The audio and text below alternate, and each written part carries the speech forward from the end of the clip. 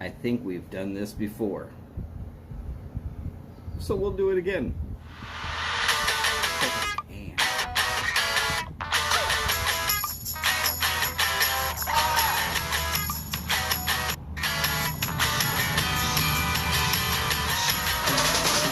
And right now I'm trying to make sure it's getting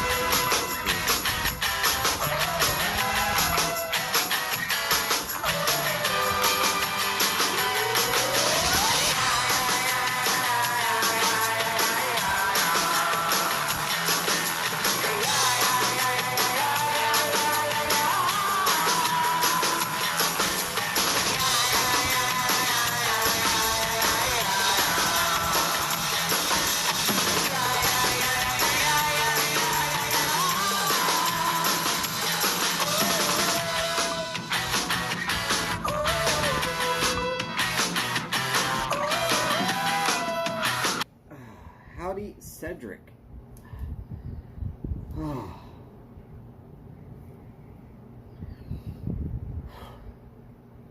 It's a little warm out here today, here in the Houston. Howdy, Horatio. Great to see the both of you. These are obviously people who get those notifications. Unlike the way Twitter and YouTube and everything does to me, which is no notifications. I got a notification yesterday while I was at work. Howdy, Welsh. Great to see you, sir.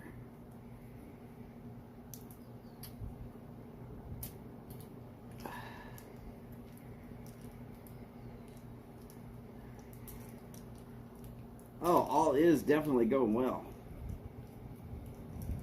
And the Lot 23 is not a bad stick. Not a bad stick at all.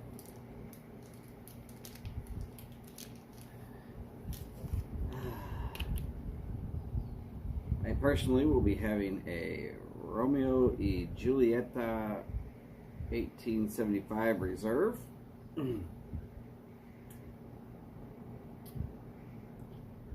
Boris, Huva Ilta, Boris.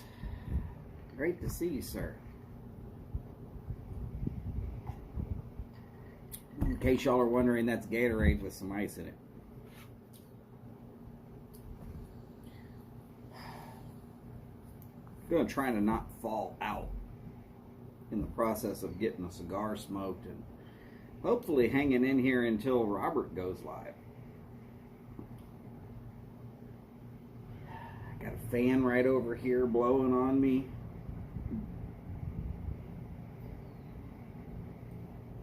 But it's uncomfortable warm. That's to say it at best. Of course, it probably has something to do with the whole thing about me working at a cigar shop where we keep it at 70 degrees.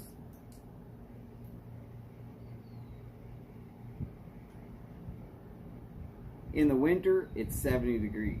In the summer, it's 70 degrees. That's right. We run the air conditioner down to 70 degrees 11 months of the year here in Houston. And 3 days of the year, we turn on the heater.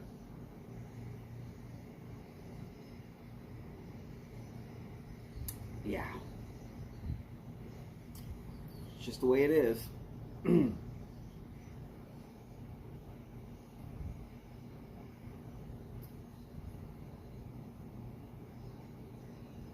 So recently, I've come to some sort of crazy epiphany. No, it's not about what I'm smoking or anything.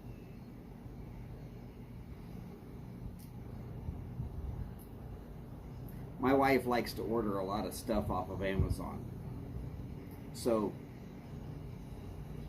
it's crazy for her to not have Amazon Prime, which you get if you have the paid for Amazon Prime is You also get a full setup of movies and TV shows.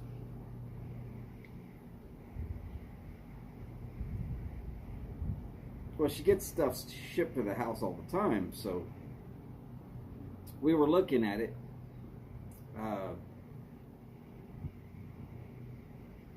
She saves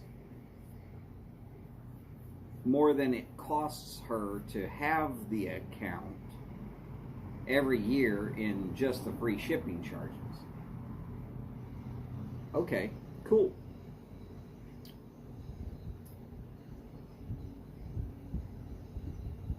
And there's been some shows that I really wanted to watch. One was The Wheel of Time, which I will tell you, if you liked the books, you're going to hate the show. And then one recent one that I watched through, I don't just sit there and binge watch. I like watch one episode and then the next day I might watch one episode. So it takes me a while to get through one of these shows with, even if it's a 10 episode show for a whole season, it's going to take me at least 2 weeks to finish it because I just don't have time.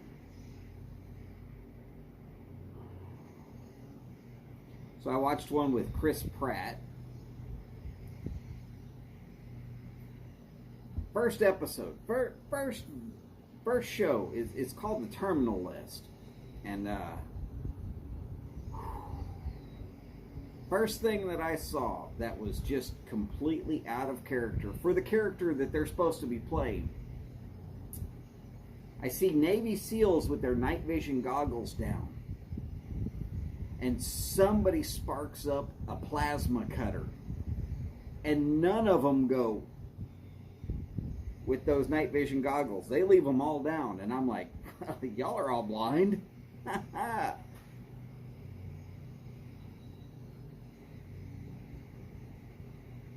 don't know, maybe I've had a little bit of experience with that stuff.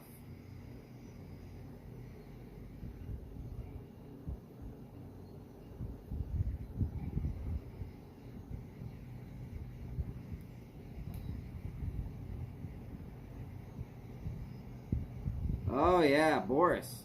Boris, my winter is your summer. I know this to be true. I hope you can enjoy my winter. There is no way I can enjoy Boris's winter. You'd see icicles hanging off of every little strand of hair. I'd be hurting. I'd make it though. I'd survive it. It wouldn't be fun. Ooh, it wouldn't be fun. I'll freely admit, all of those people that like to joke about how I can't handle the cold, okay. But those are the same people I pick on that they can't handle the heat, especially the heat around April 1st.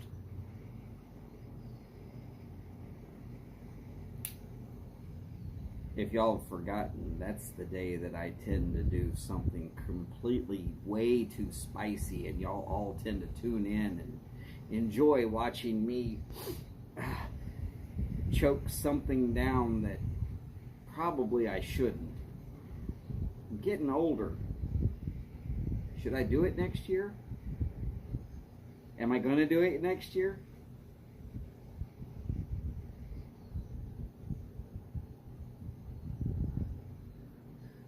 Horatio, Boris is from Finland.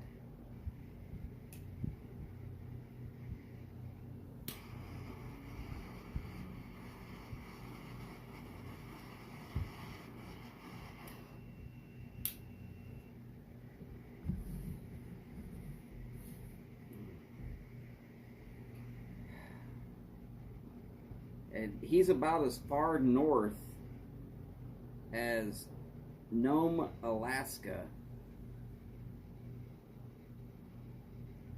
And he's about as far south as Finland will allow him to be.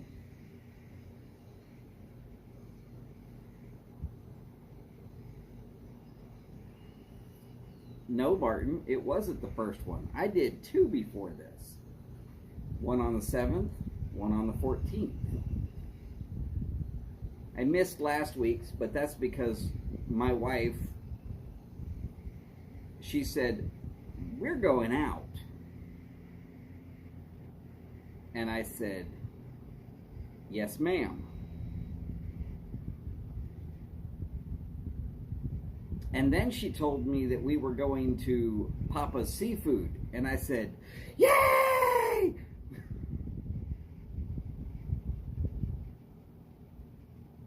That means I get a professionally made old-fashioned, a wonderful seafood meal, and because the way she said it, she was paying for it.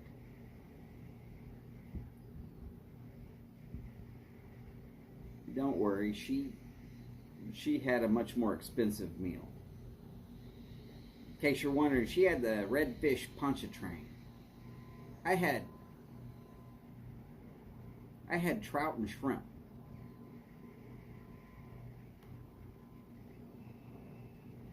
Kind of like Papacitos, except for Papacitos is the Mexican food, and this would be the seafood. And then, really, my favorite of the Papa's restaurants is Papa Do's, Deaux, because, well, I like things a little spicy, you know.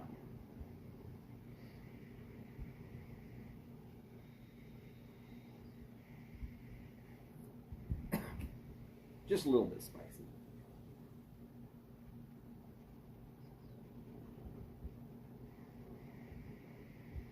Oh, yeah.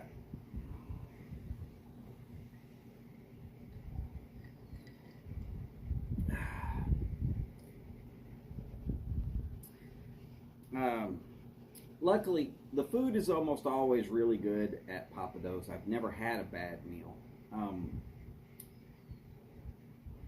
There was one time where I misread, and they brought me out a thing that had mango in the chutney, I guess they called it. Whatever chutney is.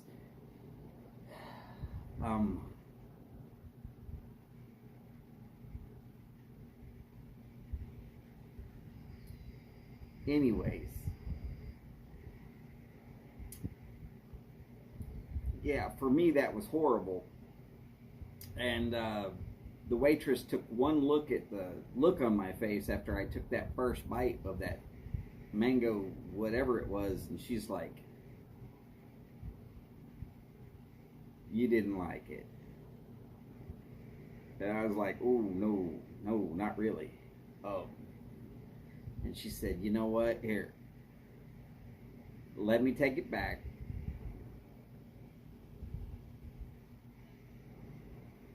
And we'll get it with a different something on top of it." And I was like, "No, I ordered it. Go ahead and leave it." And she was like, "I can't have you having a bad meal." And I'm like, "But doesn't that come out of your money?" And she's like, "No. Store policy or restaurant policy. If you obviously see someone who's having a bad meal, do something to fix it. Tell the manager later, and they'll figure out a way to make it right." It's like, okay. So I ordered something like way cheaper to try and be fair, and I've never had a problem going back. Howdy, Steve and Miss Kathy. Great to see the both of you.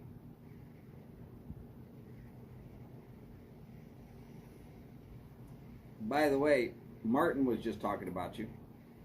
Howdy, Patrick Grant. Great to see you, sir.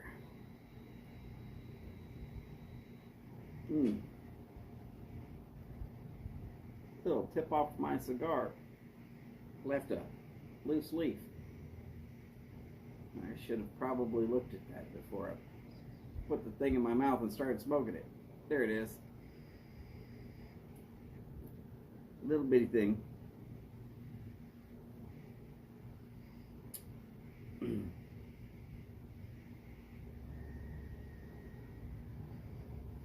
But yeah, so with my wife last week informed me that we were going out to Papa's seafood house or seafood restaurant or something like that. I knew I was going to go. Howdy, Derek. Great to see you, sir.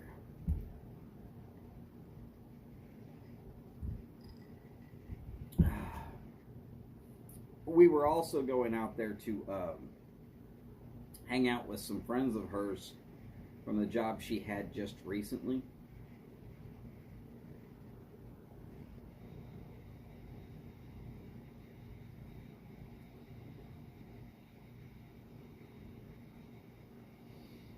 Boris, there is a Mamacitas, which is also in the Papa's lineup.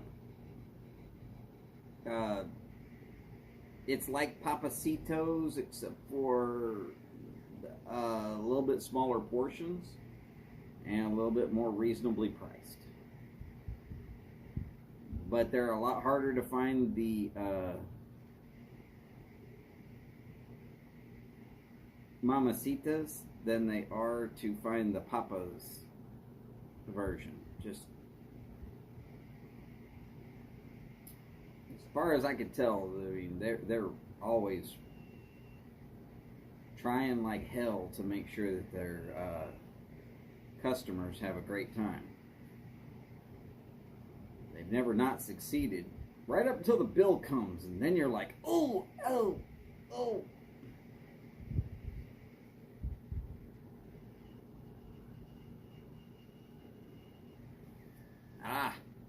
All right, Boris. All good. I thought you'd maybe had heard of Mamacitas. Wouldn't have surprised me any.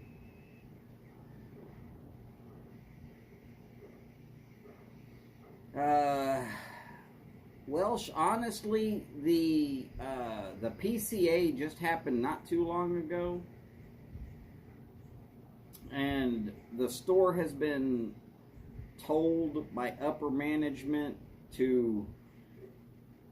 There are certain sticks that our store obviously is not selling fast enough for what management would like.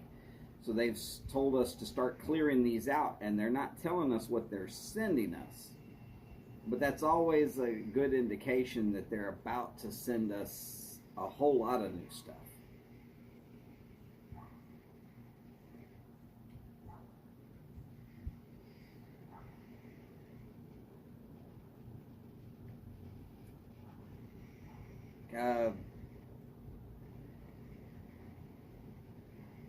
The only new thing I've tried lately was Tatawahe.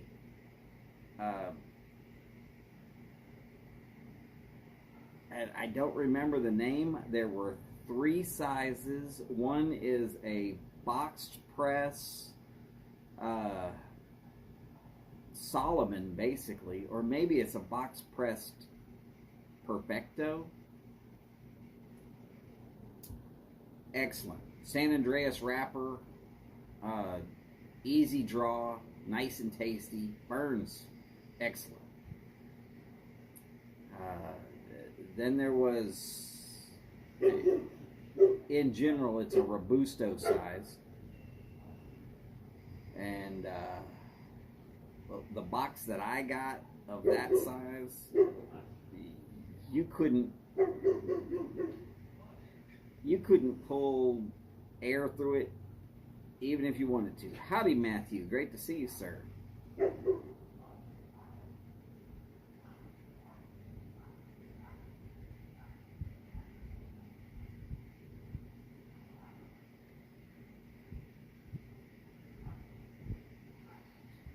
Uh, Horatio, that kind of depends upon the particular stick. Such as if it was a Padron, well,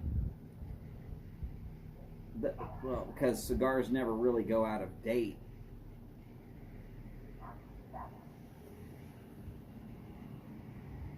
But as they age, they do get a lot better. So certain cigars, like I said, we'll just use Padron as an example. When the price goes up on those, they're going to go up on price. And certain other cigars, they will find a way to do a discount so that they can say, let's get it out of the shop. It's obviously not going to sell well here. Now, I'll be honest.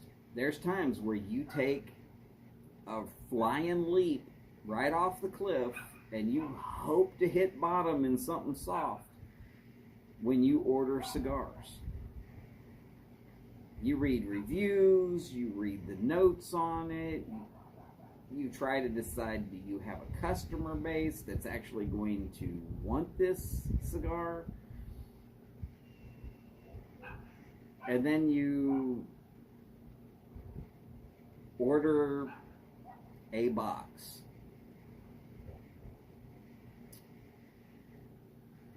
Now, let's say that the box is $300.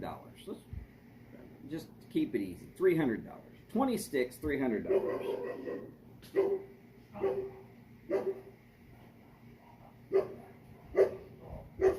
Big puppy. St. Bernard.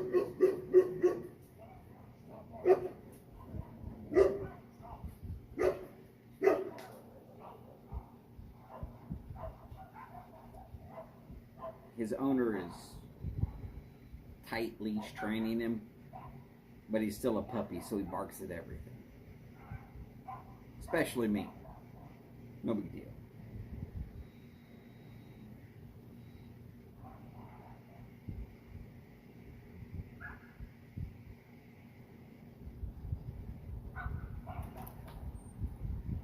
Horatio, yeah, I mean, believe me, if there was a way to,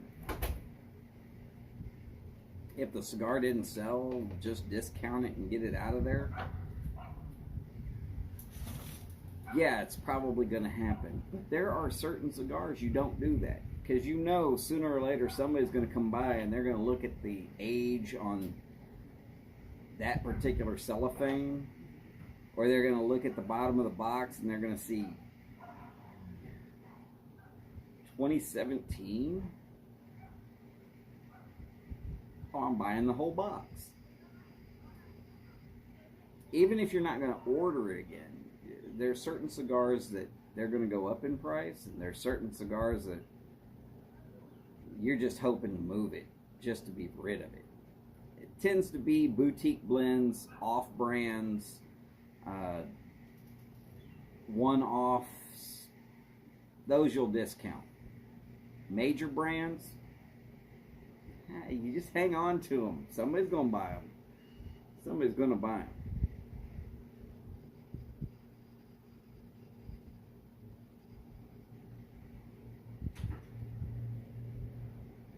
Steve, trust me, cigars don't go out of date.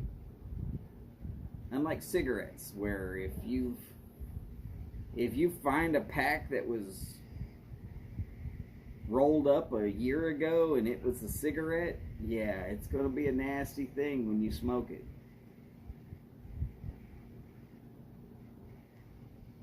Cigars, you find one that was rolled up a year ago, well, it's almost aged enough to smoke at that point.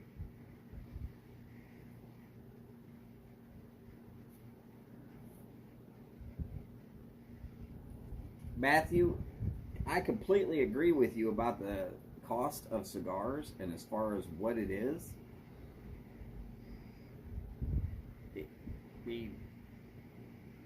For me, if I didn't work in a cigar shop, I wouldn't be smoking as many of these as I do, especially out here live. Just doing this.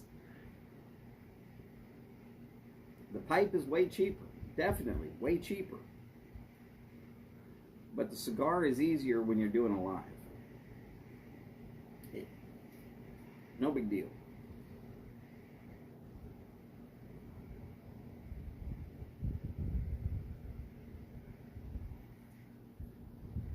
Oh yeah, all of y'all are saying that y'all gotta smoke them quick or send them to somebody else. Well, the oldest cigar I ever smoked was 23 years old.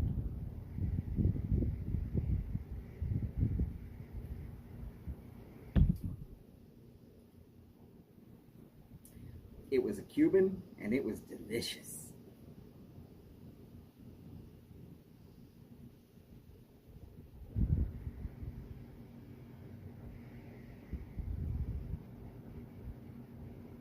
Oh, yeah. Boris, Cuba did not have a really great tobacco year. I guess some of the storms either last year or the year before really kind of coasted right across some of the major growing areas in Cuba. And so, yeah, I would expect all Cuban cigars to go up. Probably for the next year as well.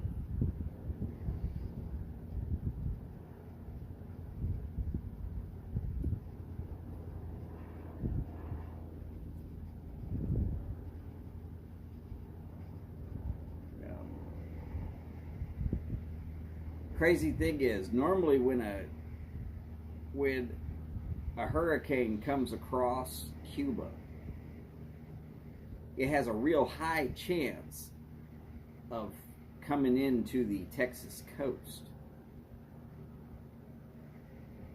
A book I was reading just recently, which has a slight basis in history, decent story. It's called Matagorda. It's by Louis L'Amour. And it discusses the almost completely and total annihilation of a Texas town known as Indianola. Yeah, it actually happened. Hurricane came across Cuba, smacked around a little bit on the Yucatan Peninsula, slammed into the Texas coast, roughly at the same spot that Harvey did. Of course, this was back in the 1848, I think it was. Well, things were built of wood. It took the town clean out, except for the courthouse, which was just barely finished, and it was built of stone and concrete. And it was set up on a little knoll to be the highest building around. They still had water inside the building before the hurricane was done, though.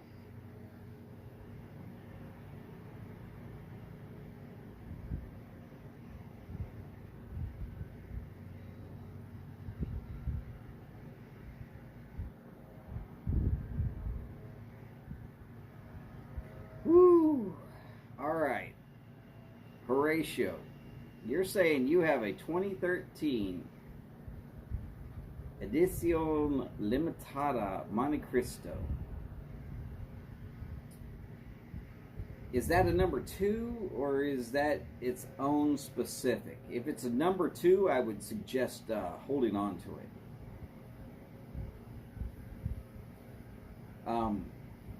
Because right now it's too hot to go outside and sit there and smoke it.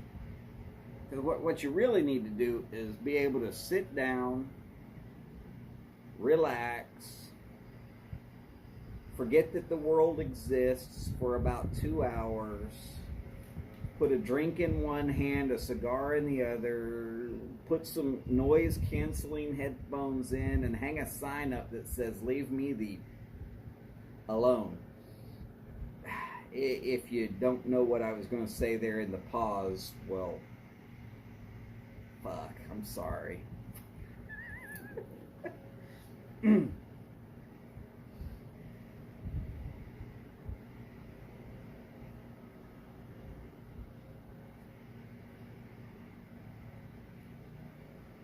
Yeah, Welsh, the lot 23 is not bad, not bad. But yeah, the champagne is just super light. I only really turn people on to that one if they are really truly beginners and they have asked me to specifically go light.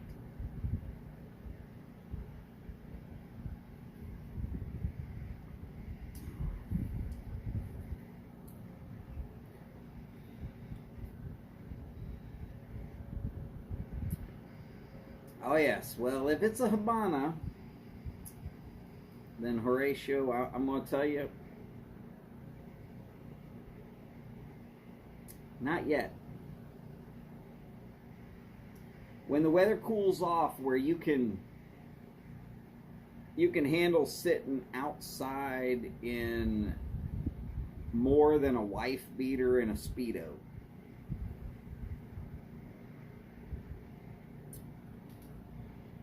You know, you want to be comfortable. You don't want to have to wonder, did I lose enough pounds because I have boiled the fat out of my body just from sitting here smoking a cigar?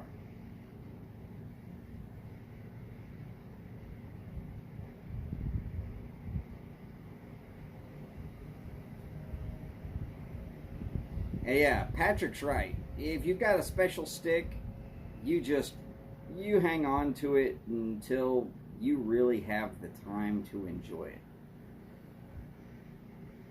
Howdy, Greg. Great to see you, sir. Sorry I was missed last week. Went to Papacito, or Papa's Seafood with Holly. And look, I love hanging out with y'all, but if I'm going to go hang out with Holly at Papa's Seafood and drink an old fashioned and eat a meal like that, and even better, she said she was paying, and I wouldn't expect none of y'all to show up here. Oh yeah, Matthew, see, now, if I was in New York, this would be good weather. It's only 75. Hell yeah, I could handle that all day. But I know that it's 75 for y'all, and that's like 75 for Boris, which makes it uncomfortable.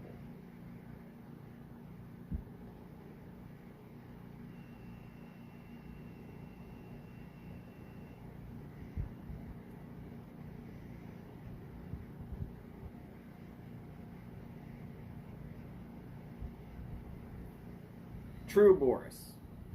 Money is always the issue when it comes down to cigars.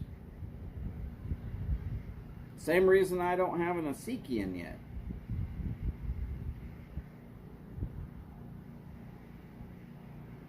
Oh no, Steve, no. We did not take the mother-in-law with us.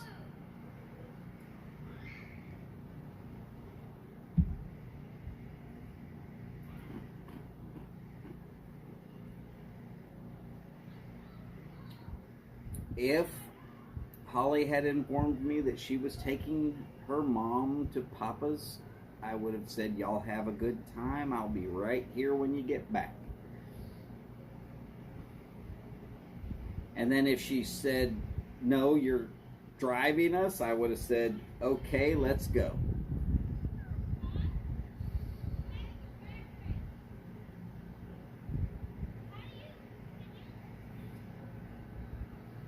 Horatio, what time of year is the Chicago Pipe Show? Because I forget what time of year that is. But I wouldn't do it on a too cold day either. Howdy, Big Country. Great to see you, sir. Woo! Going with the thick pork chops. Remember, low and slow, sir. Low and slow.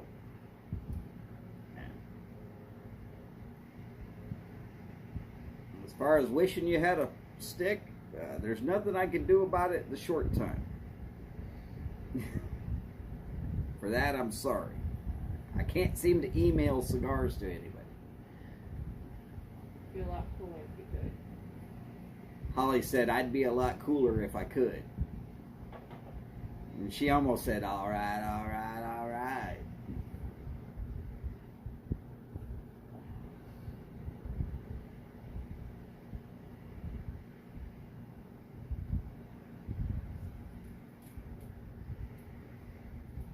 Usually in May. Yeah, I mean, if you're up in Chicago in May, compared to Houston or Florida in May, yeah, you can get comfortable. I mean, you might need a light jacket if you're waiting for the evening. Howdy, Sharon. Great to see you, ma'am.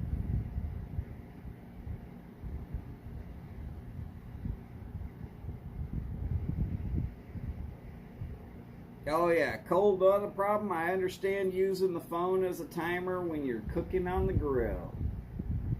There are some things, if you know your temperature and you know how long it is, and you know how thick your meat is, all you gotta do is set a timer and forget about it. Sometimes my timer is a beer. It works. Howdy, Smoking KY. Great to see you, sir.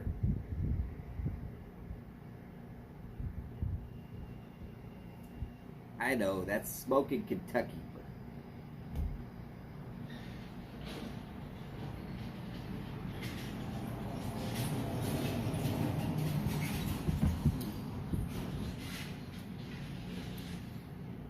Sharon, as far as I can tell, Holly is okay.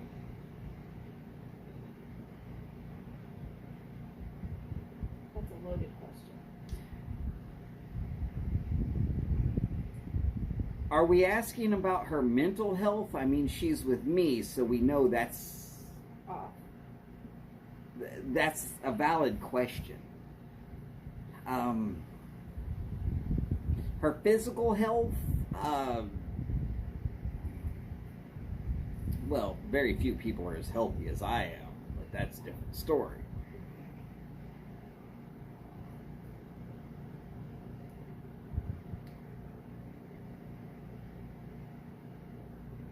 But she appears to be breathing and playing on her game and smoking her cigarette, so I think she's okay. Howdy, Paul. Great to see you, sir. Howdy, Donnie. Great to see you, too.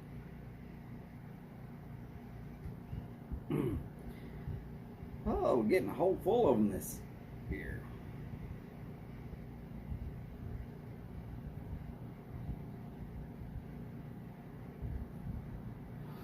Oh, Boris, 70 degrees in Houston. You'll get a lot of that in December and January and February. And you might actually get to be here in those 3 months when we actually have cold. Chances are very slim. Like I said, we have 3 days of cold.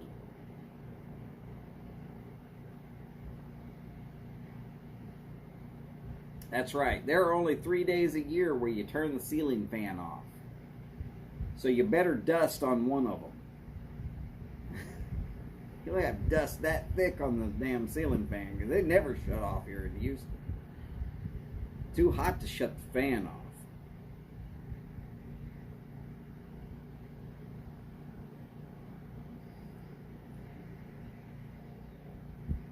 Not tried to be mean or nothing, just being honest.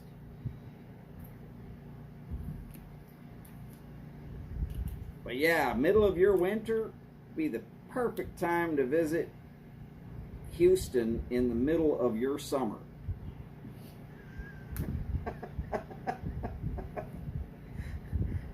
I don't know how you're ever going to get home back to that cold after you go through the warm here, but yeah.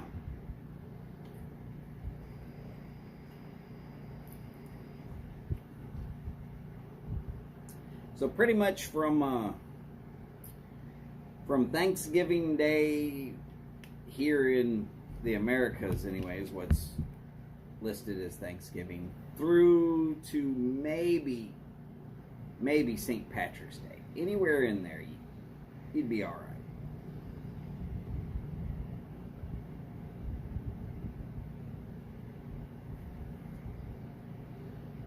Right. So Boris, yeah, 70 to 80 is hot for you.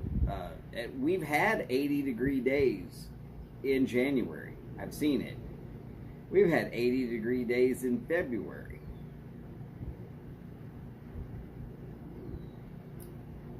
In fact, if you remember, a week after that intense cold spell that we had here in Houston, which lasted, what, 3 days? February. Boris and me went outside and had a long smoke at the coldest point of the day. And a week later, I was wearing t-shirt and shorts.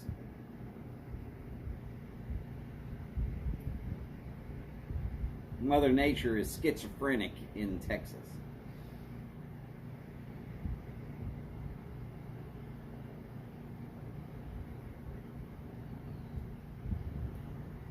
Be cold 1 minute, hot the next. I've literally drove down a road that curved and saw it rain on one half and dry on the other half.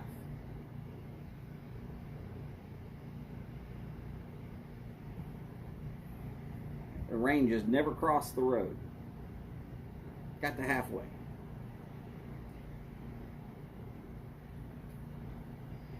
Strange.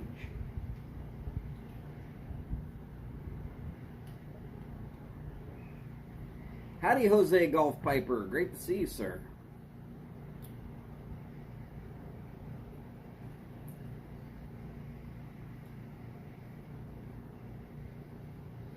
Yeah, Boris, I could understand that.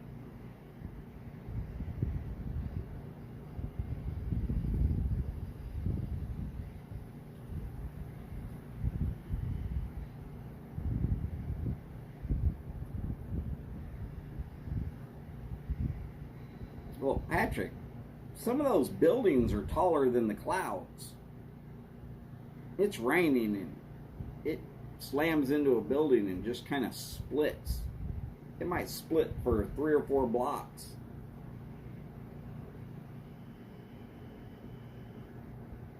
Kind of interesting that way.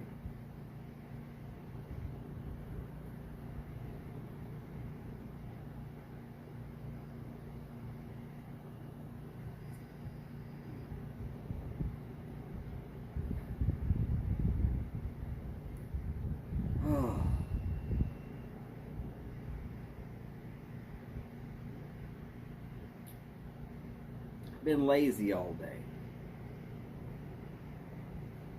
Only did 2 loads of laundry, just hanging out, not doing really much, nothing. Made lunch for Holly and myself.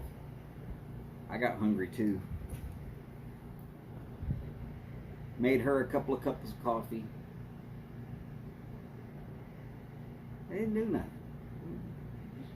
Loafing.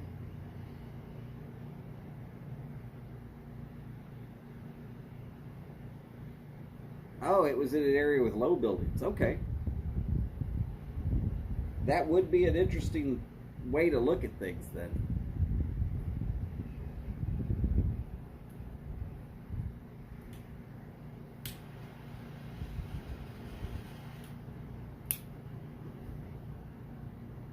If this fan wasn't blowing, I'd be dying. But with it blowing, I'm having a canoe issue.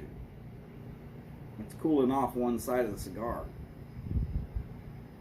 Jose, I am smoking a Romeo y Julieta Reserve. That's an 1875. If you're looking for it in your own particular shop, it should be with a brown looking label.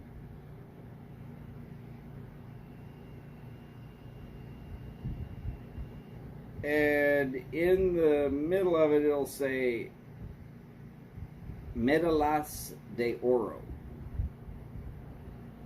Which I never really thought to look at it, but I just did.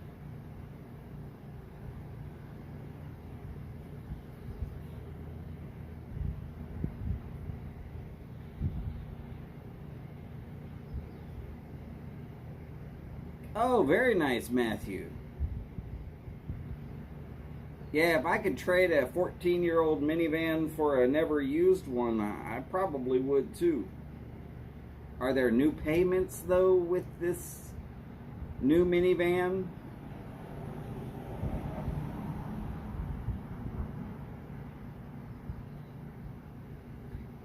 Hopefully it was just an even swap.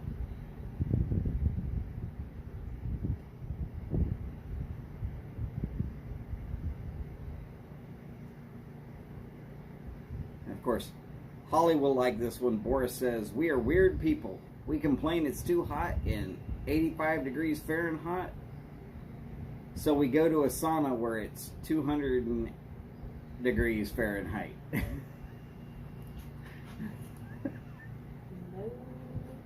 thank you. And Holly says, not a damn chance. She does not do heat. Of course, she doesn't do sun either. So destination wedding to Hawaii is out of the picture because you can't hardly see none of the island after it gets dark.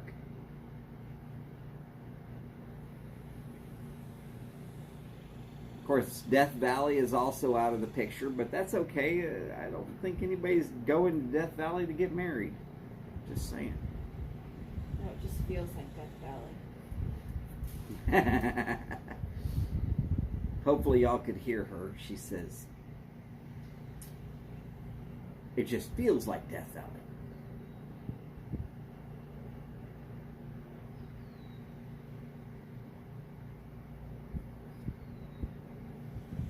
Steve, yes, I have seen where they're saying that there's some flooding going on in Kentucky.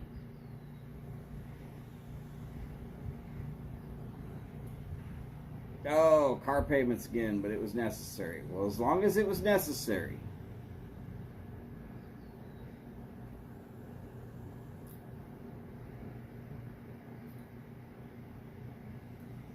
So, hopefully, I'm not going to post a video of proper flooding. But if I ever get to that point where it's really deep here in my area, I will make sure that Holly records it as I show you how deep it can get. Of course, y'all might not like the view because I'll probably just be out there in some swim shorts because I'm not going to get soggy for nothing and then have to strip all of that off and then dry it out also. I might as well just get out there in my swim trunks. Shorts. Full-size shorts. I'm not going to be the Speedo guy. It's not happening.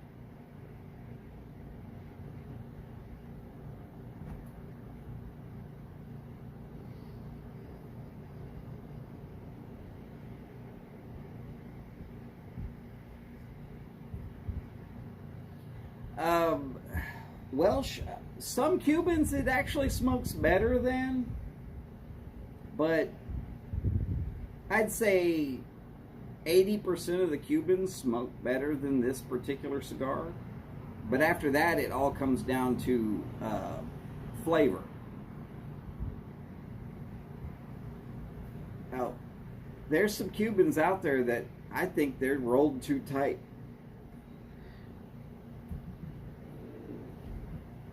I can't get a good, decent draw out of it. I'm just gonna like, eh.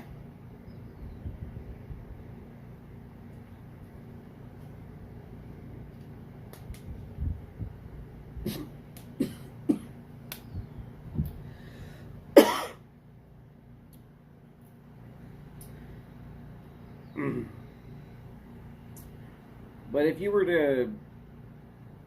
to compare this particular sorry, excuse me.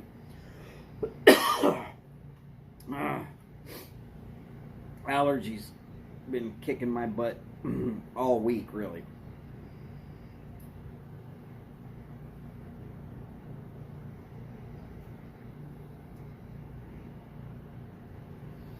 So if I was going to compare this to, okay, let's go with the Partagas D series. Oh, I'd take a Partagas D series over this all day, every day. But I can't get those on a regular basis.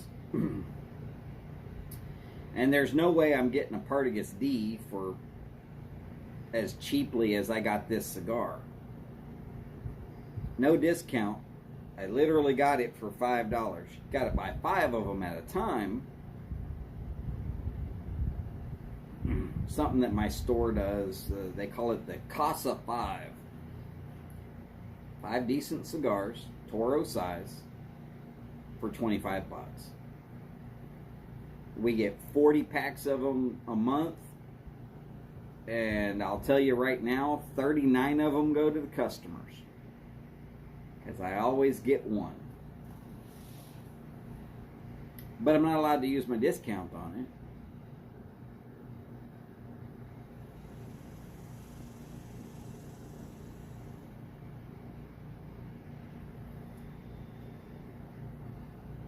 Welsh, don't worry, I would only be bending down in floodwaters in the middle of the street if it literally knocked me off my feet. And I've never seen the water actually moving that fast. It just sits there. I've seen it crotch deep, so call it 3 foot deep in the middle of the street. But it didn't move very fast.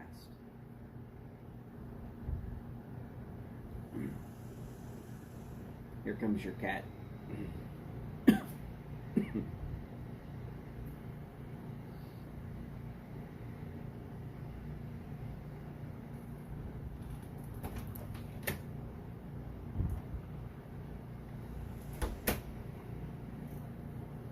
Now he's going to go bug your mom to be let out the back door.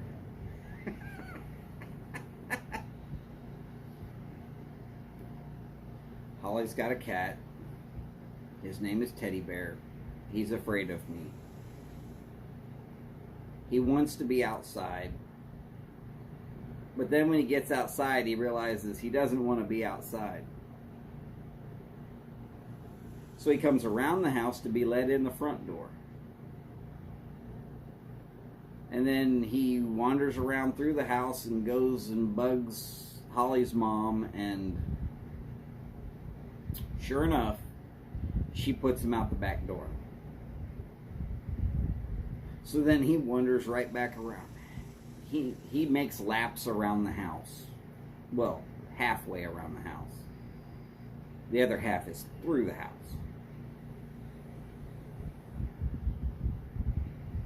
It's her cat. He's crazy. Takes after her. Just saying.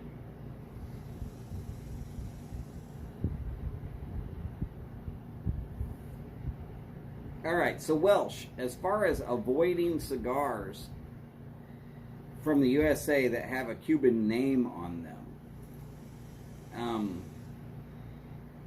no, there's plenty of good cigars that are here in the United States. And most of them are made in Nicaragua or the Dominican Republic. There's a few other places, but I mean, most of them.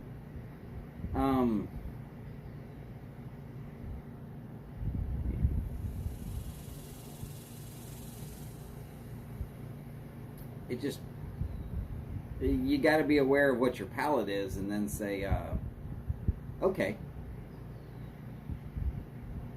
I'll give it a shot.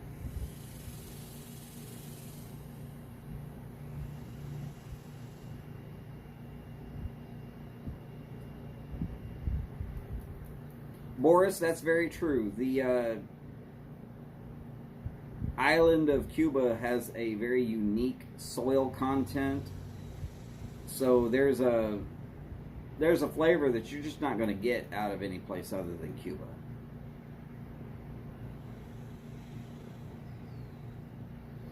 And as far as a cigar available here in the United States that has the same name as one that's available in Cuba,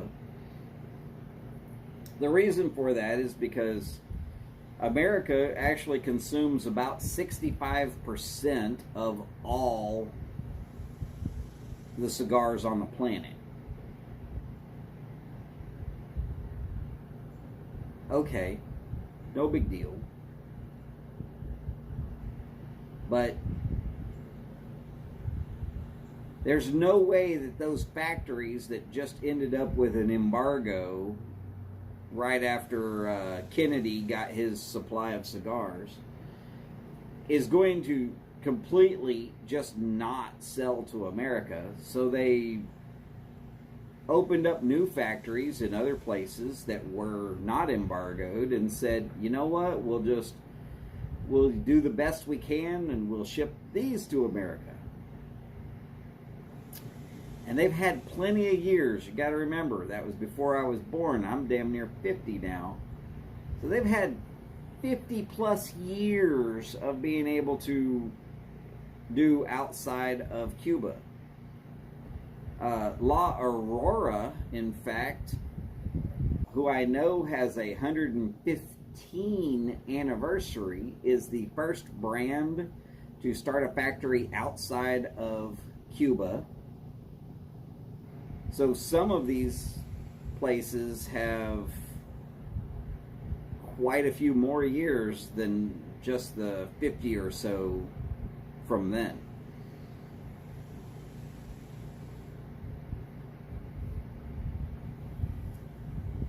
And yes, Mark, almost every cigar out there is using Cuban seed, because you can transport the seed, plant it in the soil, and then grow it. Because it's grown someplace else, it's completely growed, whatever. Here, this is a grown. There's my syntax error over there.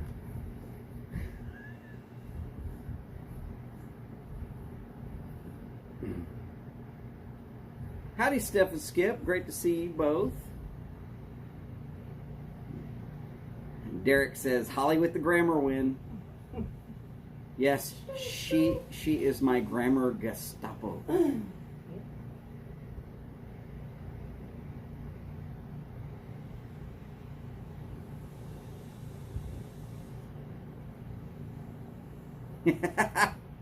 Ratio, not a problem. There is no requirement to sit here at tailgating. You gotta remember, we're doing 2.5 hours. If you've got things you gotta do and you're just wanting to hang out, cool.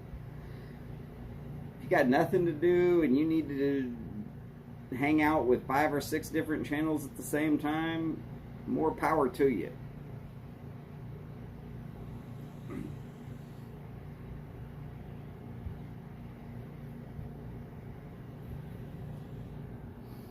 Okay, so Welsh, I'm going to say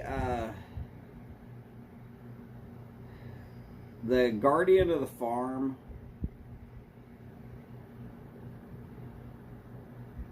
And try the Guardian of the Farm and the Guardian of the Farm Night Watch. Try both of them in the same size and shape.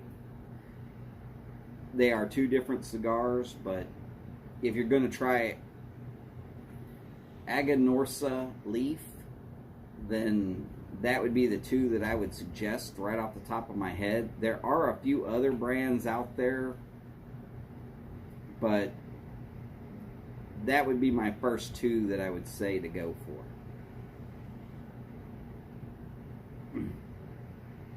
Steve says Kathy's always corrected him too.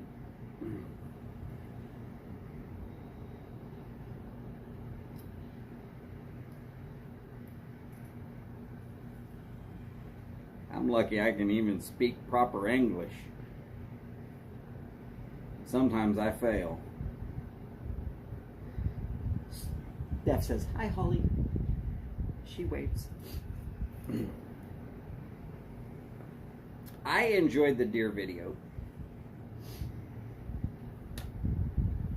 Now, if the deer went to the bathroom, would that be a Dear John video? Ooh, sorry. That was horrible.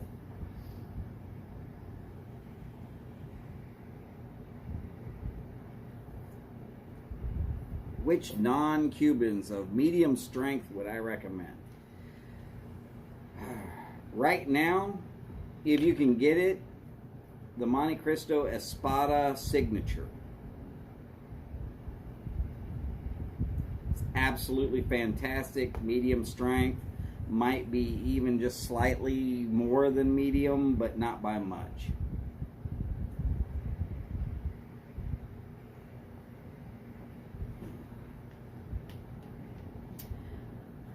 Well, Derek, I'm trying to keep up with Martin on the dad jokes. Except for I don't go and print them off and then try to read them. I just come up with them.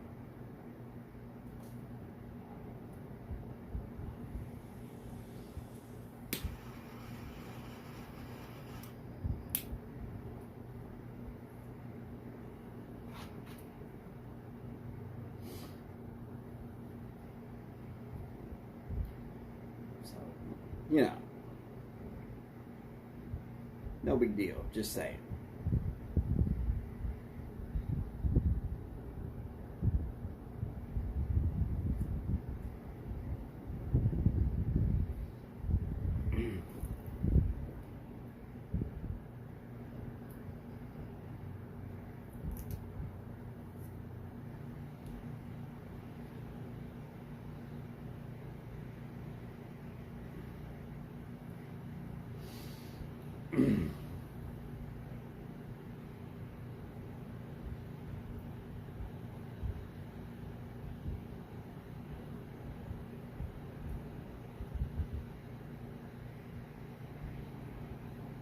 Now, if I'm telling you that a cigar is strong, that's because me, as a fairly serious cigar smoker and quite experienced in the world of cigars, has found the cigar to be quite full,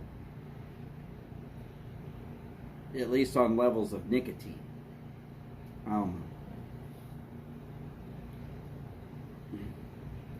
If it has me kind of feeling like I'm feeling a little sick, then yeah, it's strong. Now, I can handle a full-bodied cigar.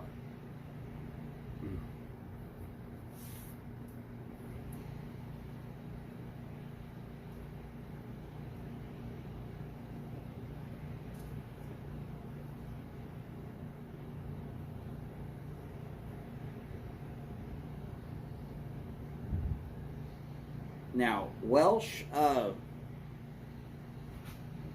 don't know if y'all have dollar stores there, but if you buy just the cheapest little spiral notebook and you put that and a pen somewhere where you know you're going to be generally smoking a cigar,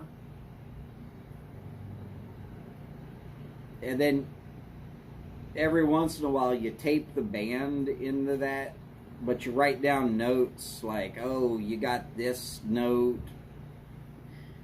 You know, say if you notice that it's got pepper, you can write down, okay, I taste pepper.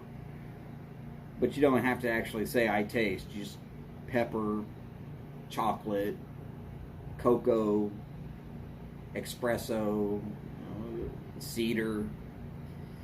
Just anything that you actually feel like you're tasting. And that will really help to dial in your palate as well. Well, that's good to hear, Steph. Glad that your air conditioner will be fixed. Always a must here in the Houston.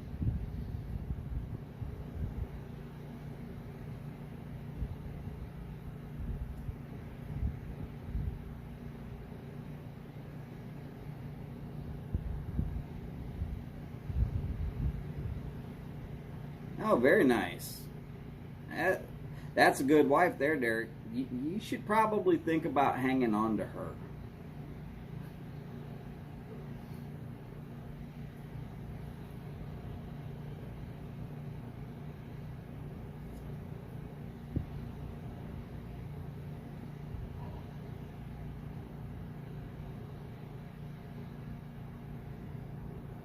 The Roma Lucite 673 from the Pipe Nook.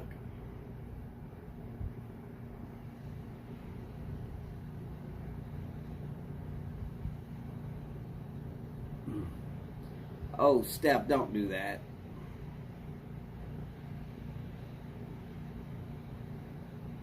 Oh, yeah. I mean, I would have to look at you funny. Seriously funny.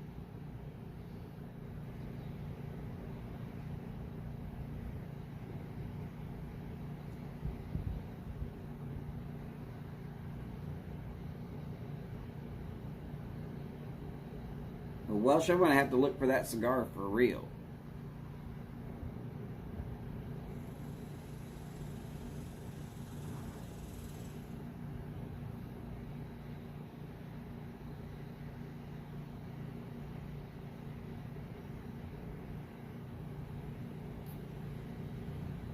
Well, Boris, you really like burley, so quite honestly, best way for you to tell is if you smoke a cigar and you immediately feel like you want to smoke another cigar, then that's light. If you smoke a cigar and you feel like, you know what, I'm satisfied, I'm pretty good, well, that's probably medium to medium full. And if you ever smoke a cigar and you get your head feeling like it's on a spring and you're just wobbling, that's going to be strong.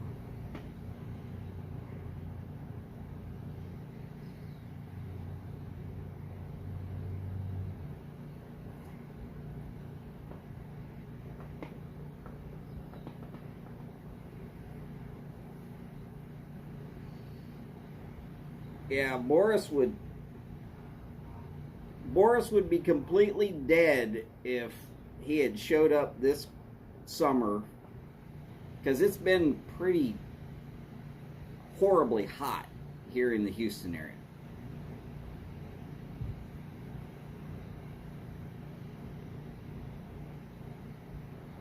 This was just not a good year for anybody to come visit Houston.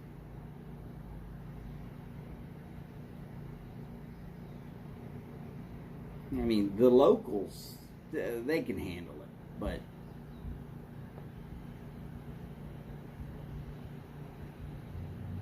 but the visitors, well, there's a reason why Houston is the place to go if you're wanting to learn about air conditioning, because you're going to spend a whole crap ton of your time in air conditioning. It's just the way it is.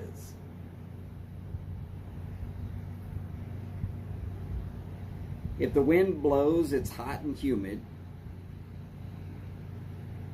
If it doesn't blow, it's just straight humid.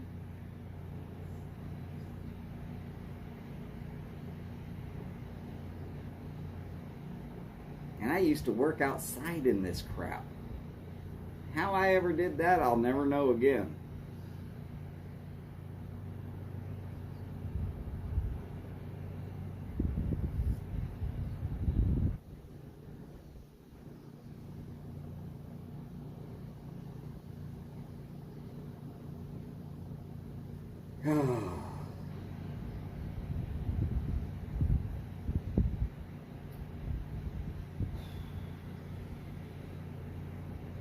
It's warm. Best I can tell you. Oh, hey, back to something I was discussing way early. Because Holly has Amazon Prime, I've been watching the James Bond films, going in chronological order, seeing where they started, and I'm somewhere in the middle of Roger Moore's.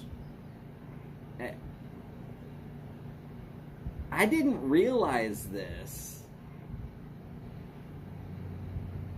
but Sean Connery got gypped. He didn't have any of those special, cool, awesome gadgets. I mean, Roger Moore had the first watch I've ever seen that could display a text message. Back in the 70s. Okay, it came out on a little, looked like one of those punch sticker. Ticker tape. It's called ticker tape. Well, it didn't look like ticker tape. It looked like one of those little sticky stickers that you punch the letters into. It spit out of his watch. Roger Moore got some of the cool gadgets. He also had the microplane that actually fit inside of a horse trailer.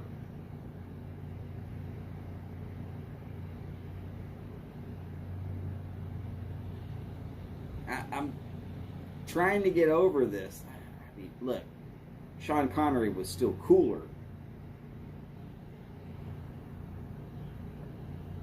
But Roger Moore smoked cigars. Sean Connery only smoked cigarettes.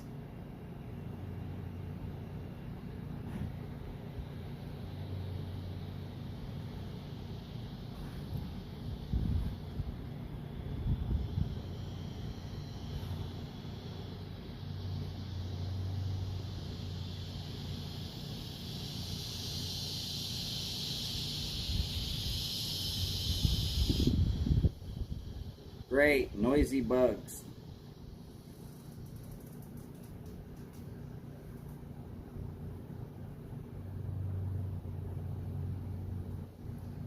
Jose, yeah, it's not a bad cigar.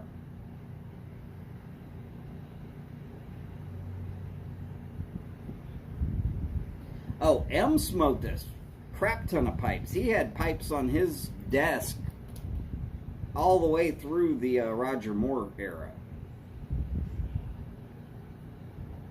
Every time you see M from Sean Connery into Roger Moore, you're going to see some pipes. Oh, the things that they don't do anymore.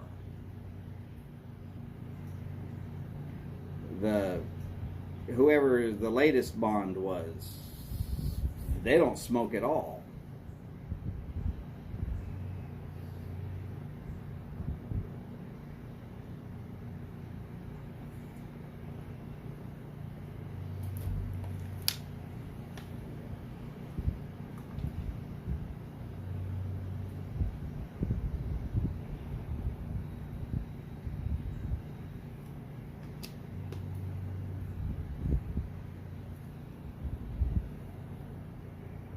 Oh,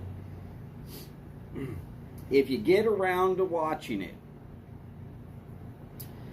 the one that is The Man with the Golden Gun.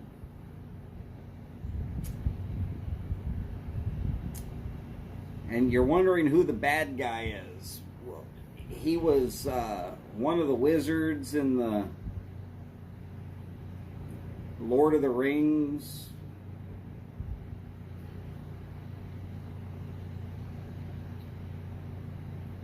I guess in The Hobbit. He was also a Sith Lord in Star Wars, one of the Star Wars.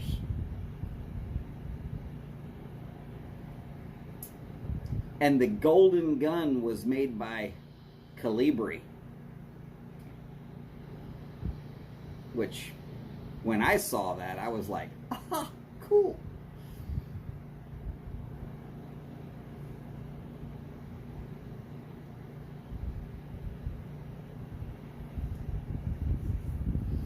But yeah, so Sean Connery smoked cigarettes.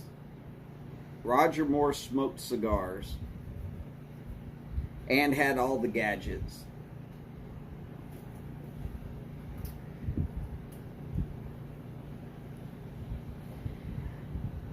Boris, that is true, Nick Nack, also known later as Tattoo, was the true villain in that movie.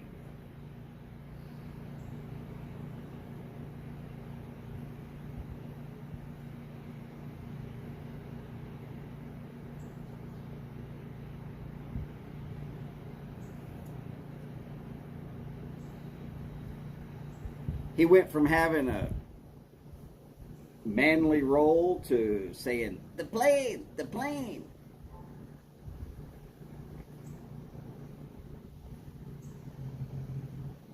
You almost feel bad for him.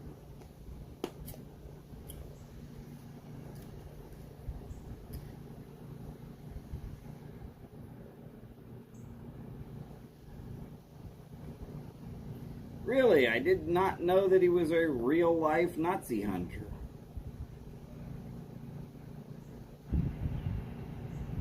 Wouldn't surprise me. He had that kind of a look where you might kind of think twice about following him off into a dark alley.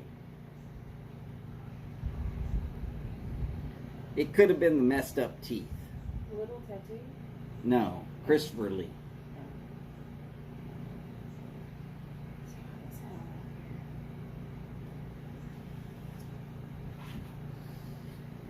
Holly has said that this is not hot. This is the setting for London Broil. Texas char.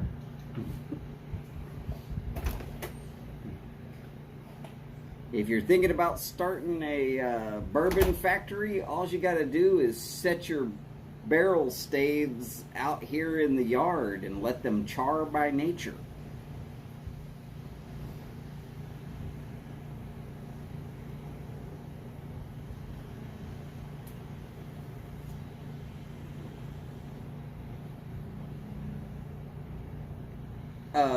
Welsh, actually that specific type of a cut has been popular on the desktop cutters for years, but until recently nobody's ever really tried to make it a handheld version. Howdy, Ron. Great to see you, sir.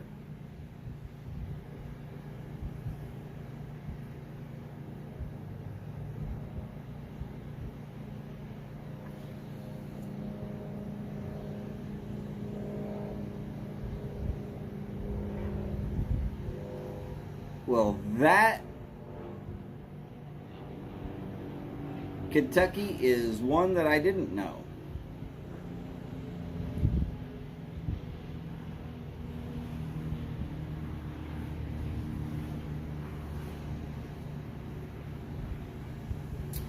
Yeah, I'm not really too impressed with a cutter that's all that expensive, because eventually they're going to go dull anyways. Best cutters you'll ever get are still going to go dull. So I don't like to spend a whole crap ton of money for them, because they're hard as hell to sharpen.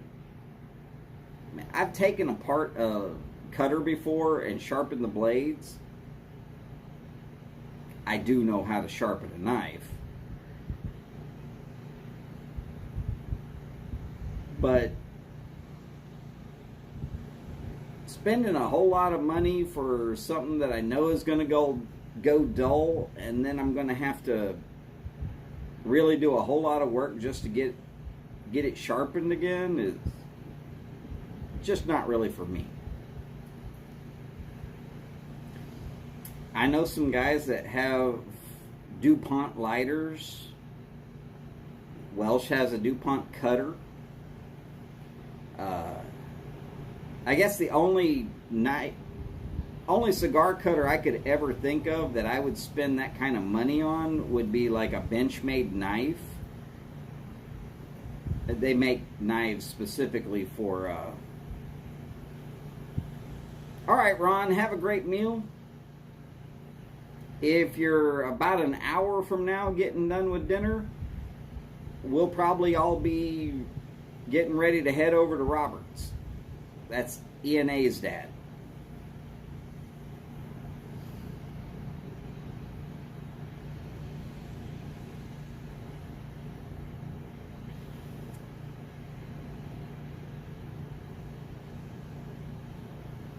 Boris, that is true. You can roll up a sheet of sandpaper and you can do the outside before you roll it, and then you can roll it and do the inside, and that will sharpen a punch.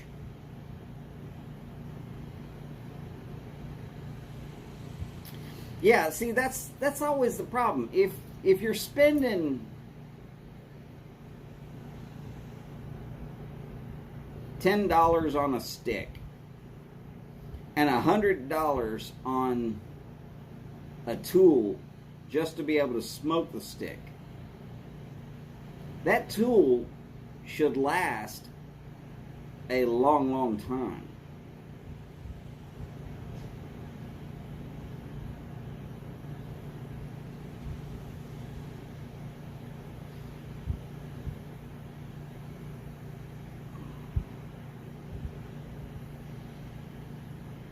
Steve, because the scissors are like a curved blade, unless you're real careful, you can really mess those up. I have been able to sharpen those. And I've never been around one of the French cutters that's like a knife. But if it's anything like the Benchmade knife, then it's probably going to work just fine. But then again, any old knife will do. I mean, Drew Estates, the man with the golden knife. When I got this, it was dull. There's a couple bald patches here on my arm where people are wondering how sharp I got it. I'm pretty good at sharpening a knife. As long as it's not made out of stone.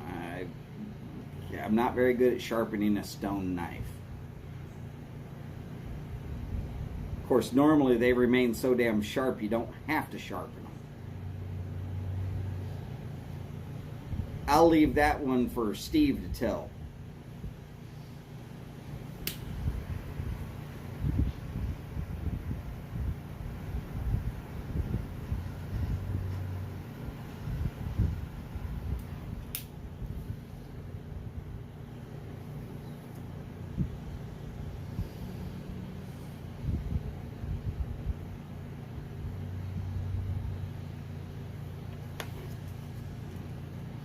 You could always tell when it's warm out here. I'll be drinking almost as much as I'm talking.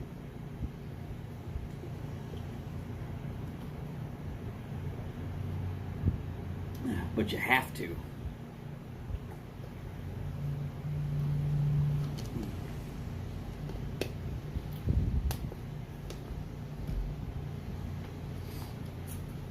Well, Welsh, I would. But for me, it was just a natural ability. I'm not really sure why I'm good at it.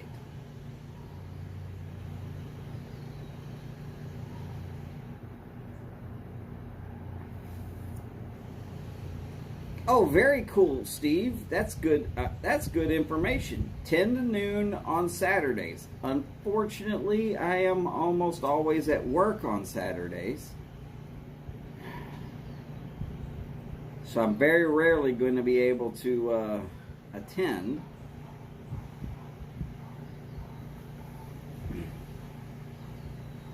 The mornings are always real busy on the weekend.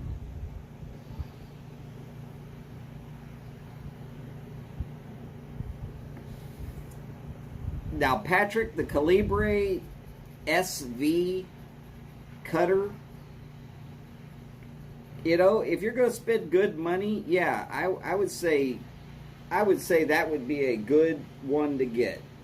You actually get 2 cutting blades. One is the V cut, which is, in my opinion, the top on the market, and the other one is a straight cut. Then the only thing you need is a punch. And if you're lucky enough, you have a cigar lighter that has a punch already on it, so you've got one of those too at all times. 2 tools, you got them all.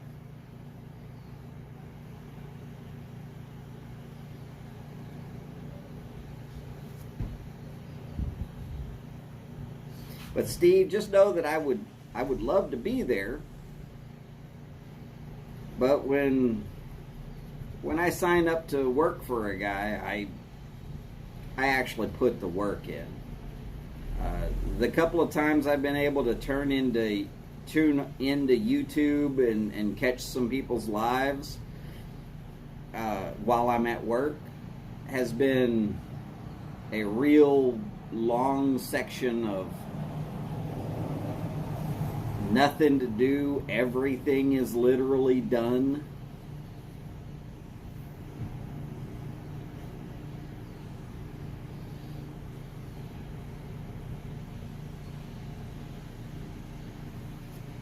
I mean, but there's always a box to fill or shelves to straighten out. You would not believe how good, smart customers can just destroy a shelf of cigars.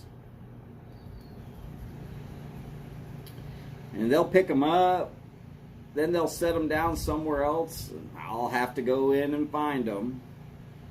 I mean, that's a good portion of my job, is going back and looking over the shelves and being like, oh, there's a cigar that doesn't belong there. Let me take it to where it does belong.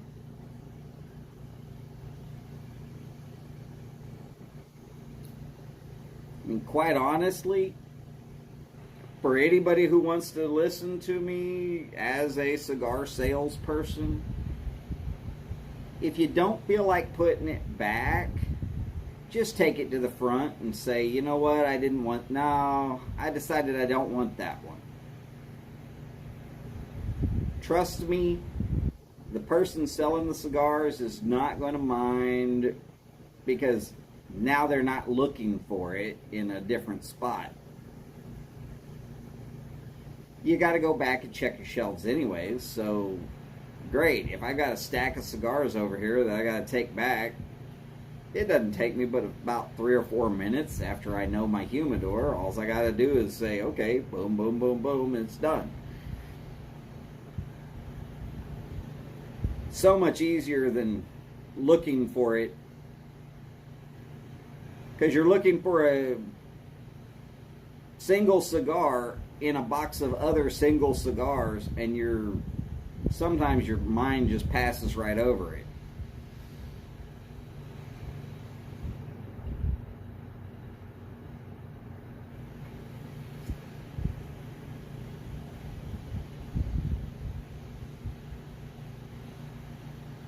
Oh, well, hopefully you're done with these eye operations soon.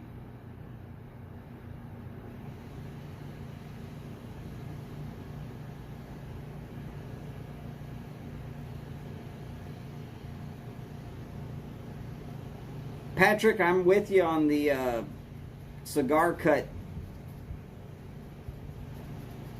being according to the shape of the cigar. Like a torpedo, I want a V cut. Any cigar that comes down to a tight point, I want a V cut on that. If it's got a good round cap, I want a flat cut. And if it's got a real flat head, then I'm always going to go for a punch.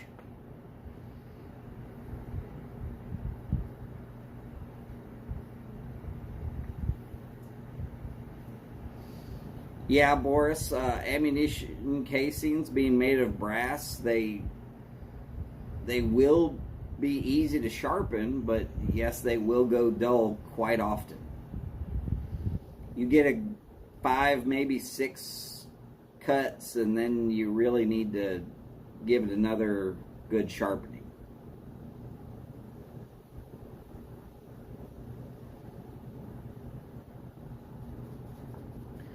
And now, Patrick, I mean, I don't mind people that look at cigars. If they're going to look at one and pick it up and then they're going to put it right back down in that same box, hey, no big deal. But when you walk around in a store with a couple of thousand and you're like, I don't know where I picked it up from, don't just put it down in some other box.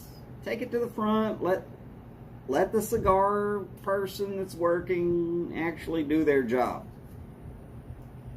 Trust me, they would prefer that over having to go look for mystery cigars in boxes where they shouldn't be.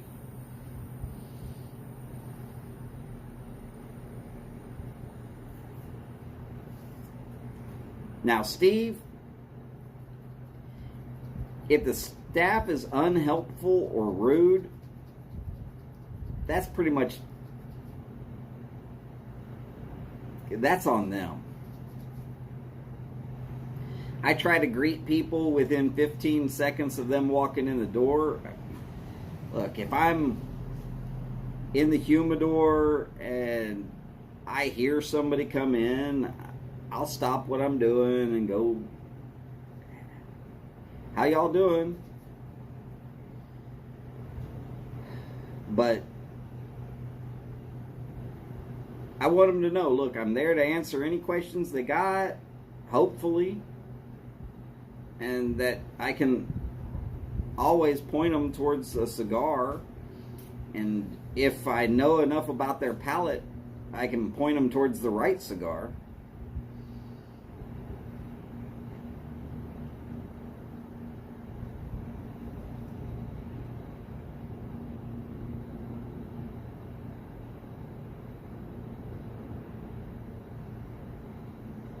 Well, some people like a closed foot. I'm not really much on closed foot cigars. Because quite often, that first couple of puffs, the draw is so hard that I don't know if I've got it cut right, or if I've maybe got to rod that sucker out. So I prefer an open foot cigar personally. And some people like a shaggy foot cigar so that they can actually get a few puffs of just the filler and binder before it hits that wrapper. Because after it gets to the wrapper, that it's going to change the flavors. That's pretty much guaranteed. You're still going to get most of the flavor out of a cigar off of the wrapper.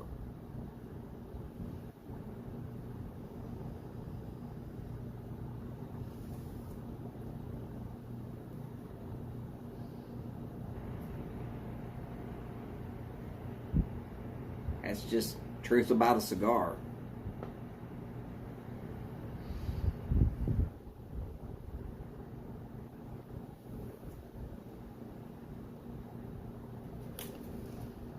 On to the third bottle of stuff. Don't worry, it's not beer. It's apple juice and water.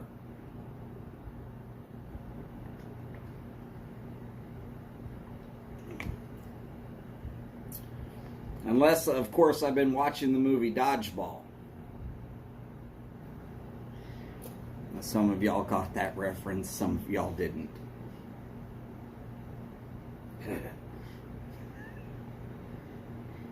If you didn't get the reference, watch the movie. You'll understand it after you watch the movie. Of course, you'll also laugh every time you see someone pick up a wrench. I know I do.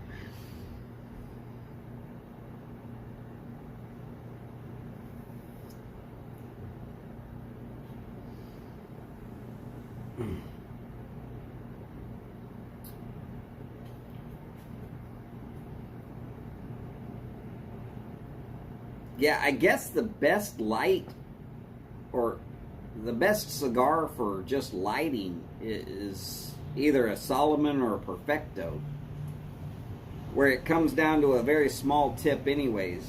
You don't have to spend a whole lot of fuel to get it lit. Just a couple of passes and it's good.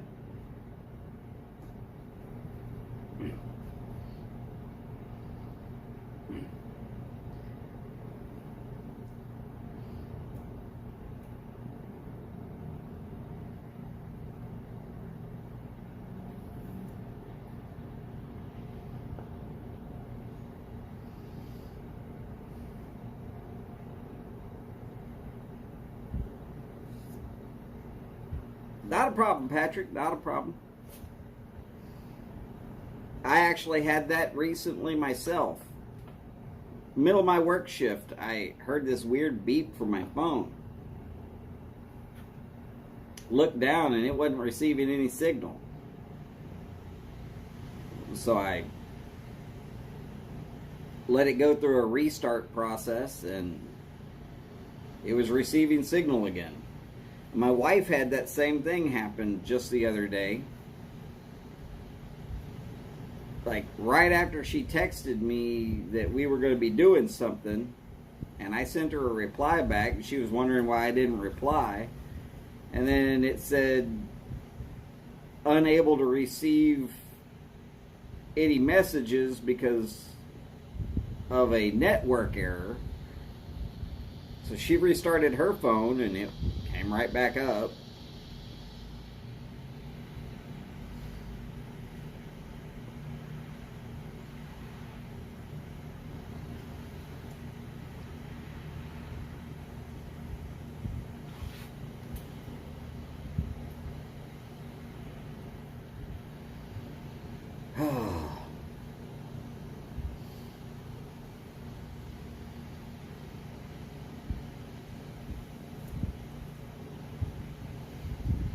Get down to the point where I'm either going to throw it out or burn my fingers. Decent cigar, especially at $5. Not normally a $5 cigar.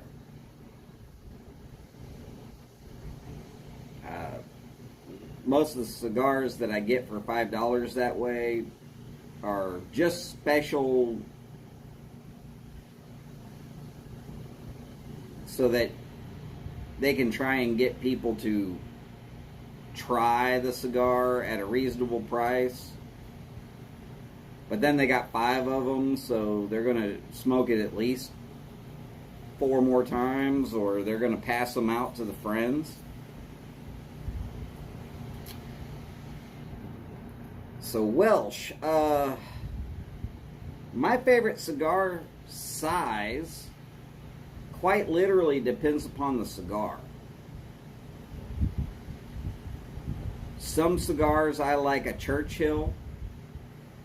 Some I like a Robusto. Some I like a Gordo. Some I like a Toro. Tends to be that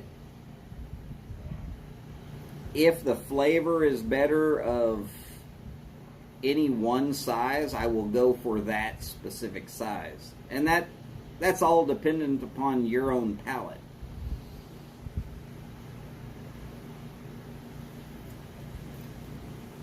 Alright, burning my fingers.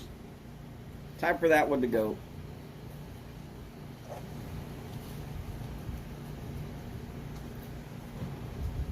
But I did bring a pipe out. Hey, Steve, look close. You might have seen this one. By the way, thank you, Steve. I appreciate it. Yes, I'm still smoking it.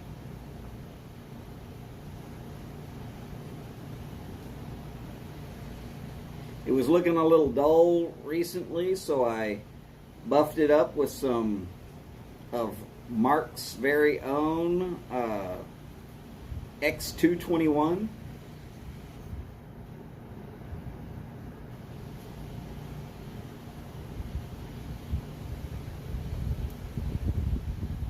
Oh, Steve, that's awesome. Was he shaking his head trying to get away from it?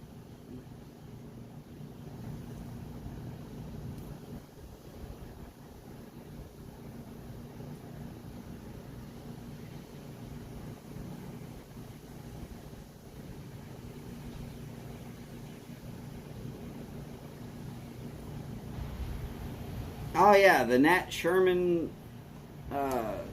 Cinco Aniversario 1965.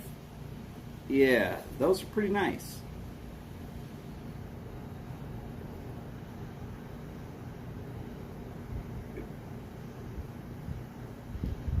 Oh, he was shaking his whole body too. Nice. I kind of feel bad for the deer though. He probably didn't know what he was getting into. At least I sort of know.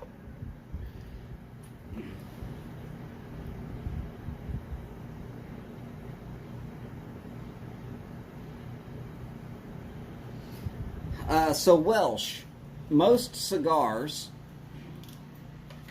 when they are first rolled, the blender will normally decide what size or shape that they want the master blend to be based upon.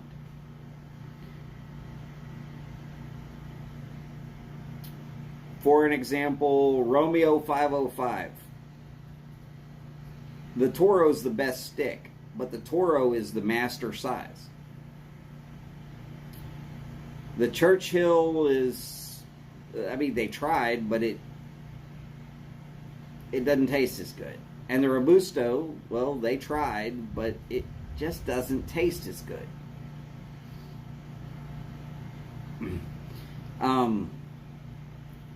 Some cigars really,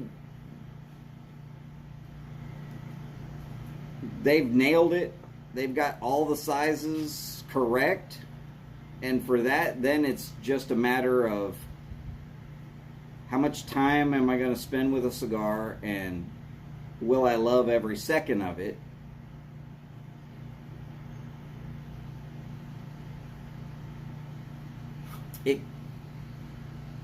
You just kind of have to hit and miss unless you're able to actually ask the right questions, and your tobacconist might not know. I mean, a lot of these guys, they'll smoke the exact same cigar all the time. Howdy, Peter Piper. Great to see you, sir. There he is, the master of ceremonies.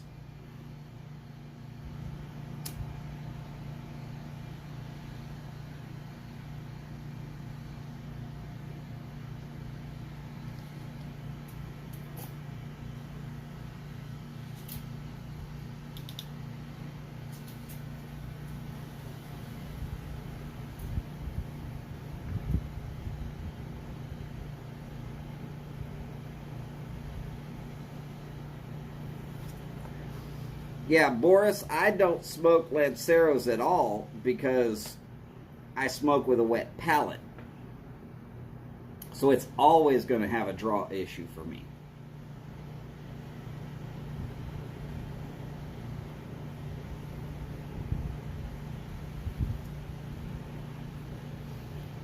I mean, I've tried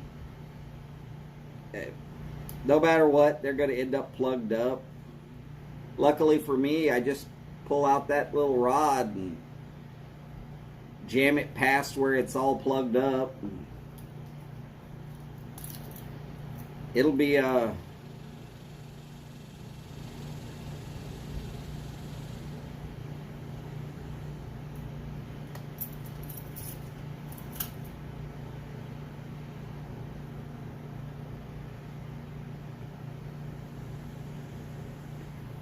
then afterwards I could smoke it again.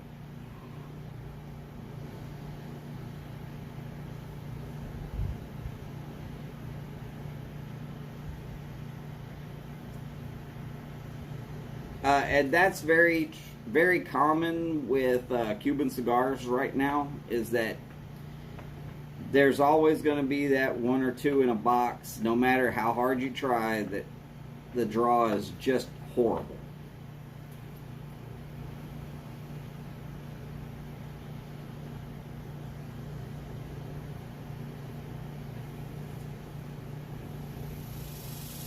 Right, so Patrick, yeah,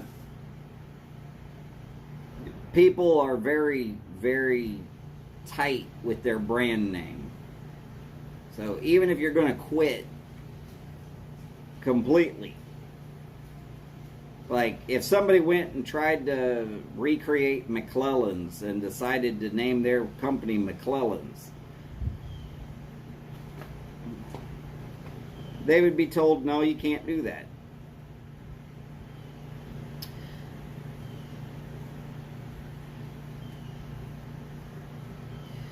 Peter, this is an Muxiang. I'm not sure where it's from, but it was sent to me by Steve and Miss Kathy.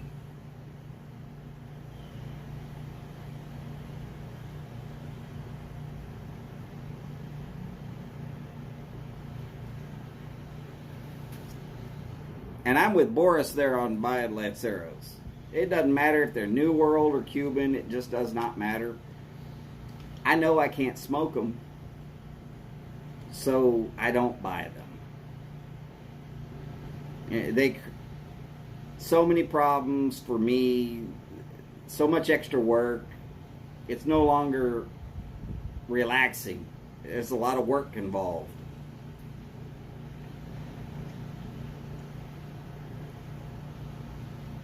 But if you smoke with a dry palate, Lanceros are probably fine. Unless, of course, you get ones that don't draw anyways.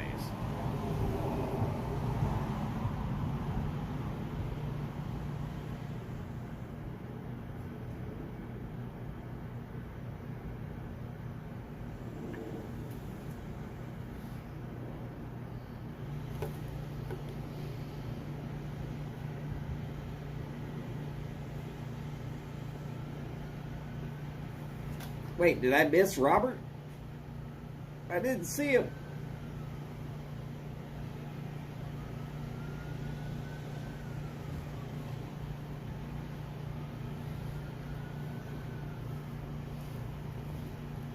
Are we sure Robert's there, or did he put some in that just didn't show up on my end? Hey, Robert, if you're there, howdy, sir.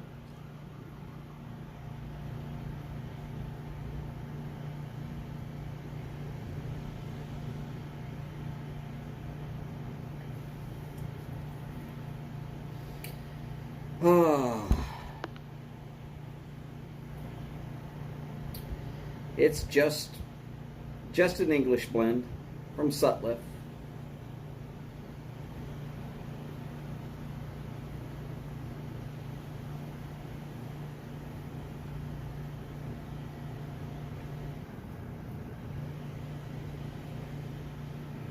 By the way, while I'm thinking about it, roll call. What are you smoking, and what are you smoking it in?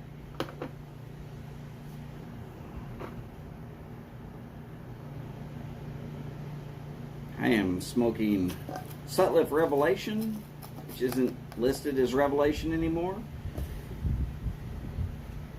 in a poker that was supplied by Steve and Miss Kathy.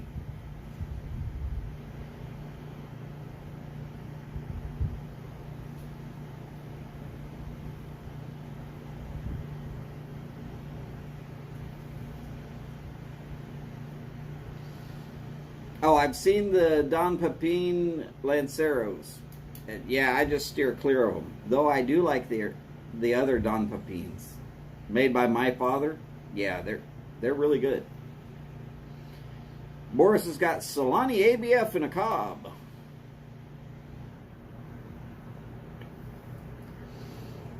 Patrick's going with Aaronmore Flake in a Peterson Phoenix. 03 rusticated bent apple. That would be the one that you won from the Briar Report. Always did kind of like that pipe.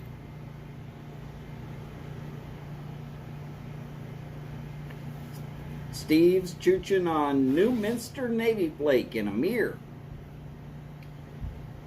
I like Mearshams too.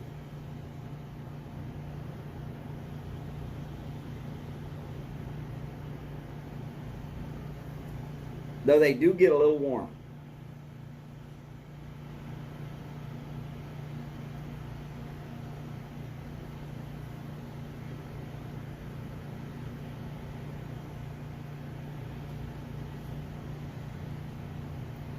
Oh, not a problem. Nobody says you have to be smoking.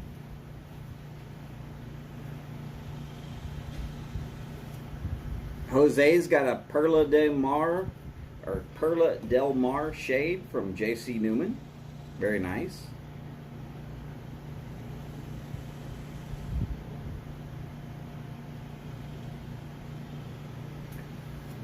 Rod's got himself a Cult Blood Red Moon in an old rustic. It's right on a white line. Brigham Billiard 1 dot. Very nice, Ron. By the way, welcome back, Ron.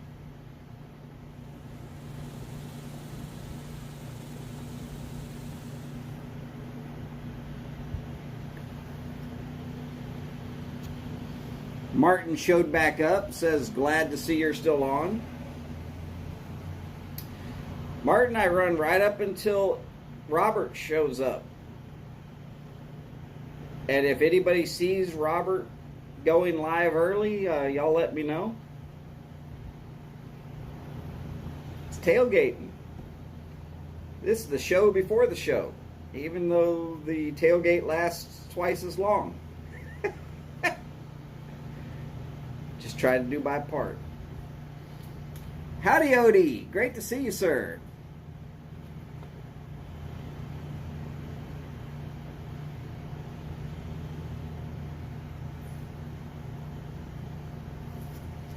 Odie's got himself a 50-50 mix of H.H. Bold Kentucky and Rustica. That's right up Everett's alley, isn't it?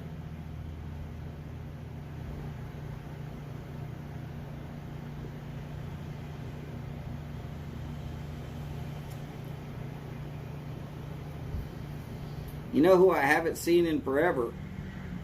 Dingus McSwine.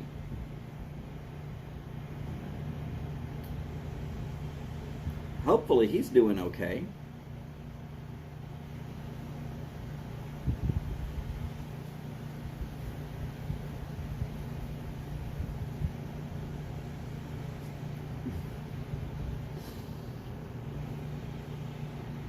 Welsh, there's nothing wrong with being interested in cigars.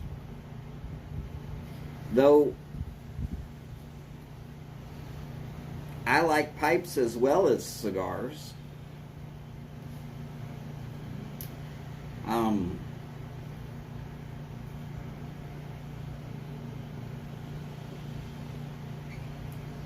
I've just been doing cigars for so much longer than pipes that I can actually talk about cigars.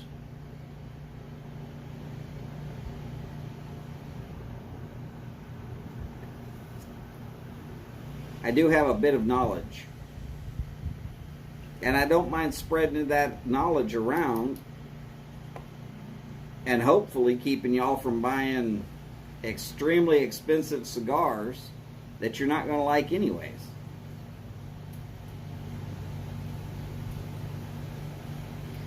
Yeah, it's like my own self talking about myself, right?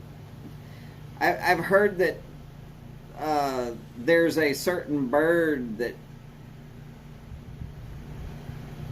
says if you're going to name drop, you should not name drop your own self.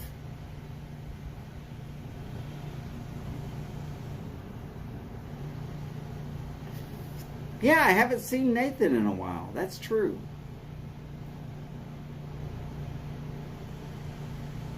Top 5 cigars under $10 without repeating the same wrapper.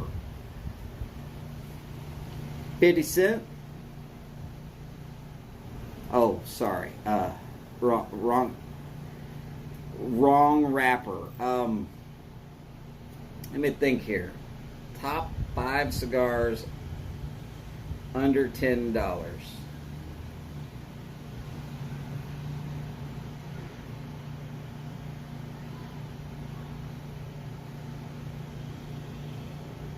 The problem is knowing the price tags and the wrappers.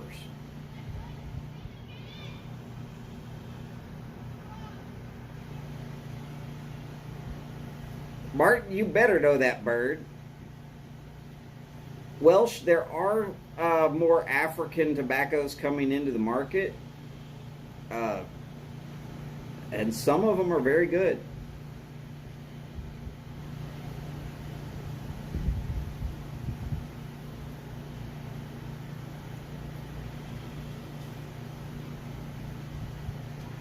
Oh, damn. That sucks, Kentucky. Hopefully everything's all right, though.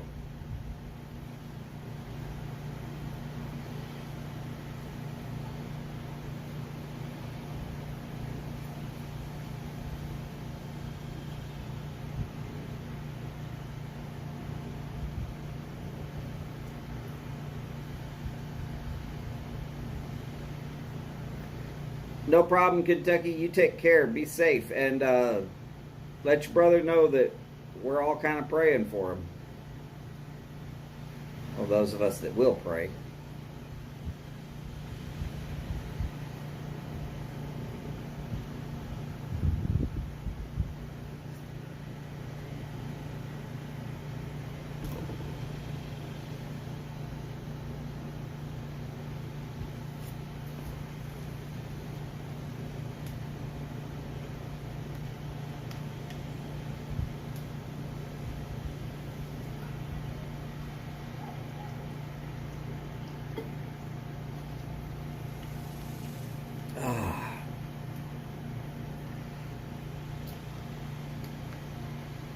That's right. A bottle of Gatorade, a bottle of water, and a bottle of apple juice.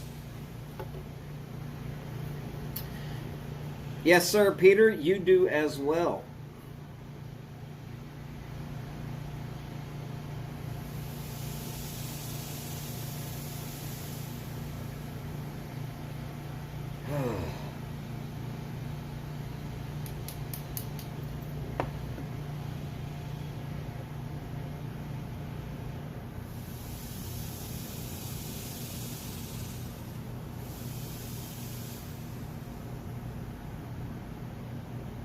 Yeah, there's nothing fun about a flood. I've been in a few.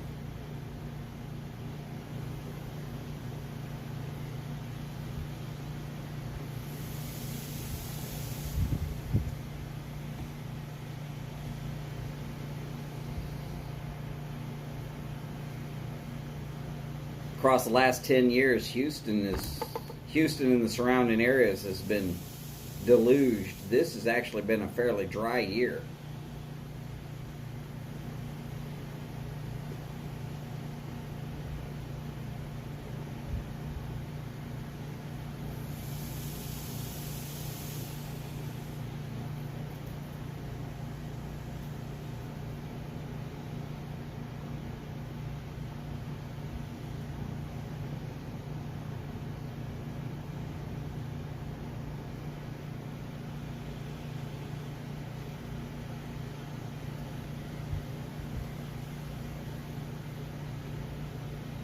Worst and best. Worst cigar I have ever had. I will say I'm going to refuse to talk badly about anybody's work on cigars. But I've had some bad ones in my time. Whether they were bad because they were just constructed poorly or they were bad because they were just horrible tasting or whatever of the many reasons a cigar could be bad. If I had to go with best, for me it's all situational.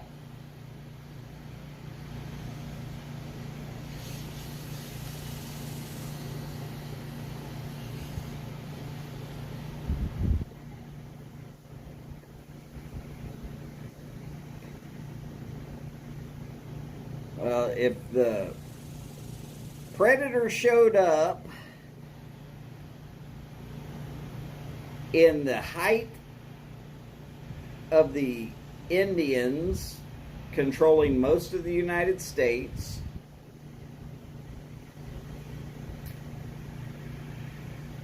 let's just say that I'm pretty sure the predator doesn't stand a chance.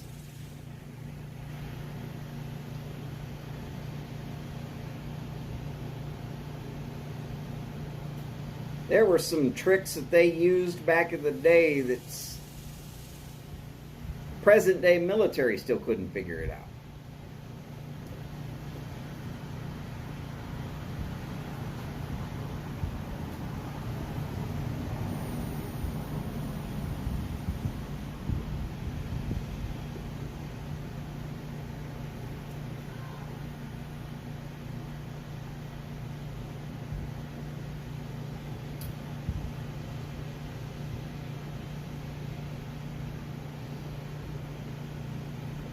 I'm still trying to go over what I think the top 10 cigars under, or top 5 cigars under $5 or under $10, and trying to figure out different wrappers. There's really only 3 wrappers if we come down to true designation. I mean, there's Maduro, there's Natural, and there's Connecticut.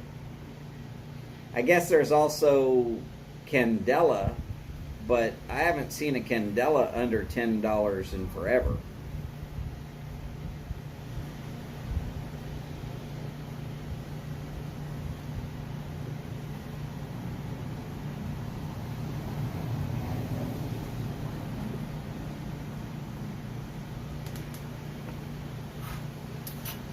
Oh, Patrick, I read the article. Yeah, my store gets Cigar Aficionado, and they get Cigar Snob, and then there's a flyer that comes out from Half Wheel that we get also.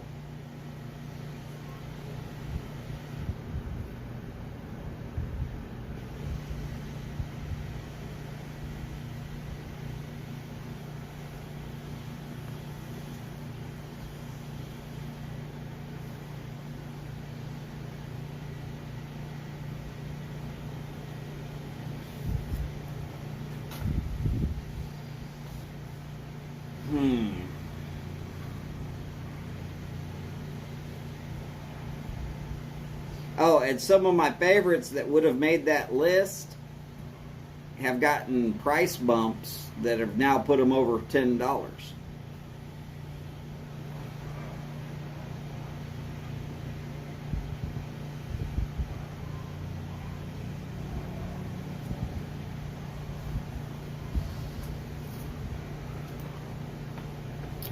I guess for me, best under $10 at that point, that's a working stick, something to smoke while I'm doing stuff, not when I'm wanting to sit still and really just go, oh my god, this is such a great cigar.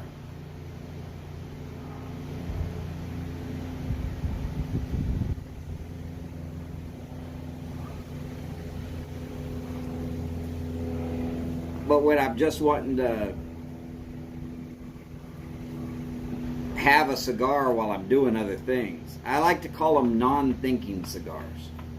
When I'm not really wanting to think about the cigar, but I'm wanting to concentrate on either a sporting event or I'm reading a book, having a great conversation. Because there's some cigars out there that I really just want to tell people, hey, you know what? Leave me alone. I don't want to be messed with. And then there's other cigars that I'm like, hey, you know, this is perfectly fine. It's a cigar, but,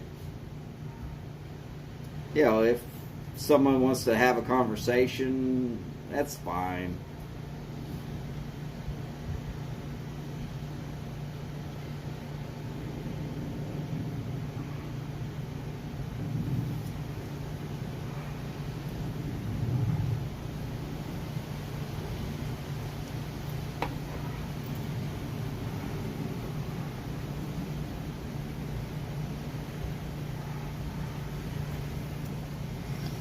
And as far as me never talking bad about a cigar, because I work for a major cigar retailer, that could be construed as a conflict of interest, and I could end up losing my job over it. So, pretty much not going to do it.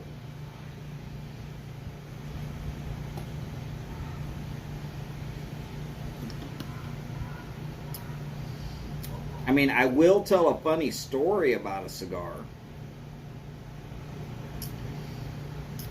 A couple of years back,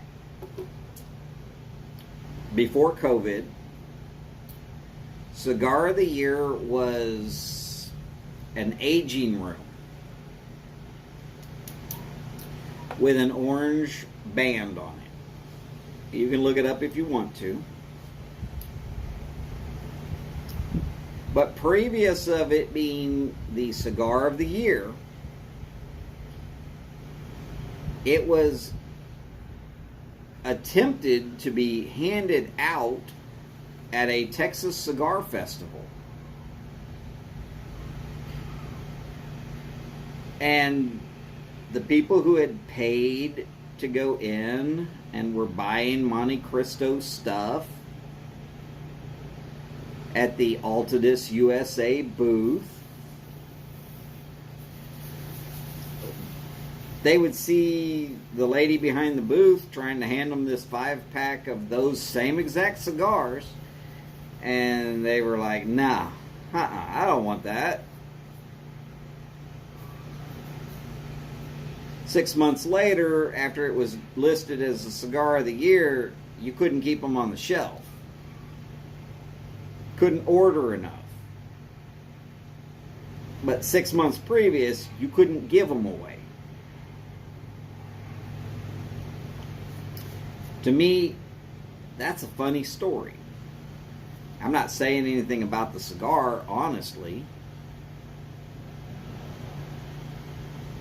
But it just strikes me as funny that you literally couldn't give them away 6 months previous, and then suddenly it's Cigar of the Year.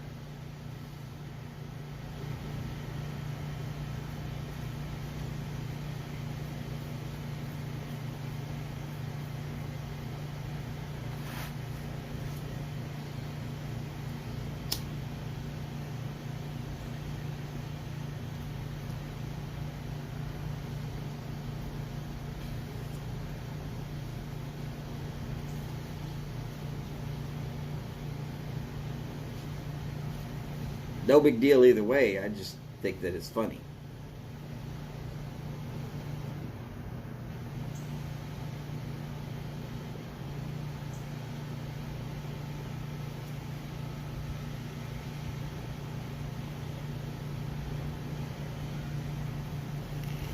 Hey Martin, if you're still in there, when are you coming back? Friday evenings are when I'm supposed to be watching Martin, and there's no Martin to watch. There's no McFly. There's no Derek.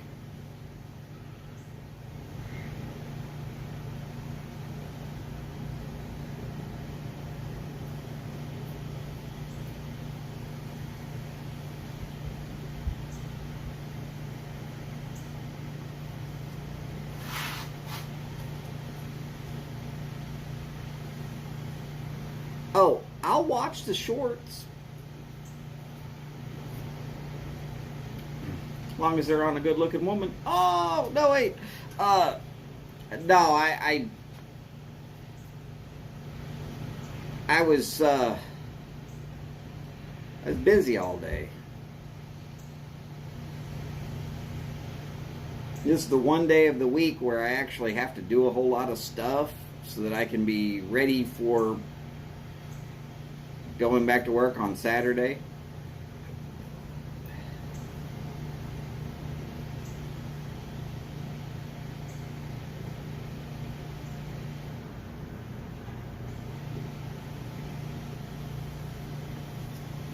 The Ohio Pipe Show in 3 weeks. Very nice. Howdy, McFly. Hopefully you're doing all right. Enjoying your summer vacation. Not forgetting everything that you learned last year in school so that you can be right up there with the smart kids when it comes time for school to start again. That was always the hardest part for me. Not forgetting everything I learned the year before. Actually, it wasn't.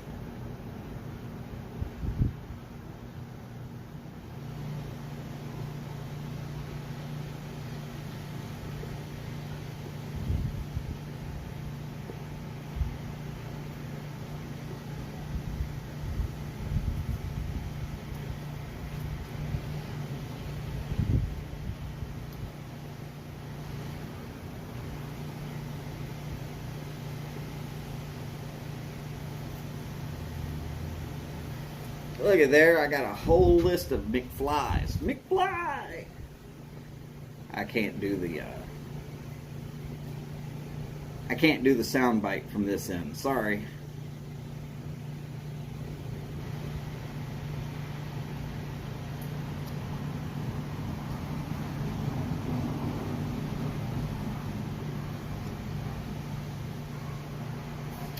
It is 7:04, so we got about 25 minutes till Robert goes live.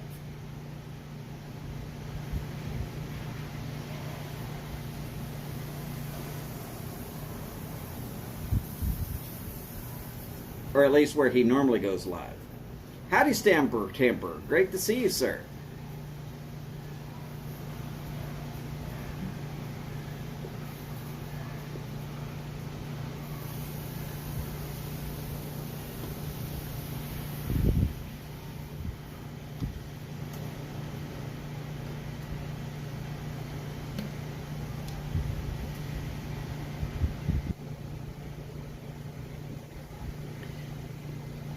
Wait, Odie, you're about to ruin perfectly good bourbon?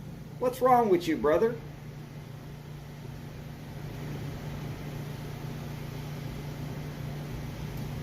Just stick it in the freezer for a little bit. It'll be cold enough. No reason to water down good bourbon.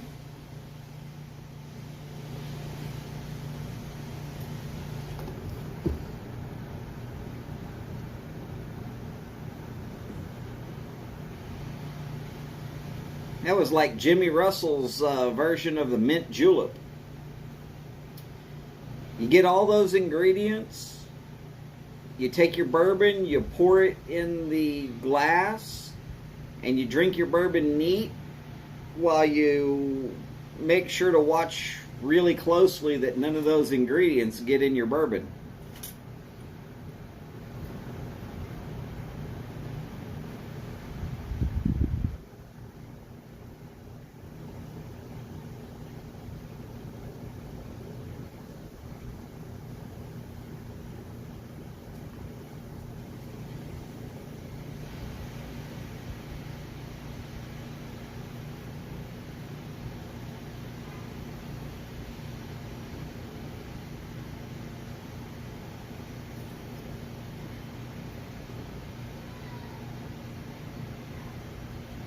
And I mean, just saying, I guess I would take the advice of Jimmy Russell on bourbon.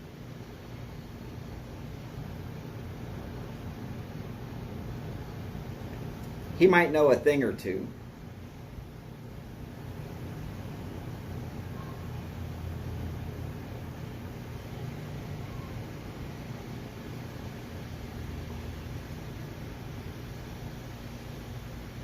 Being that he was the master distiller long enough before I was able to drink legally, that pretty much all wild turkey I have ever consumed has had his hand on it some way, shape, or form.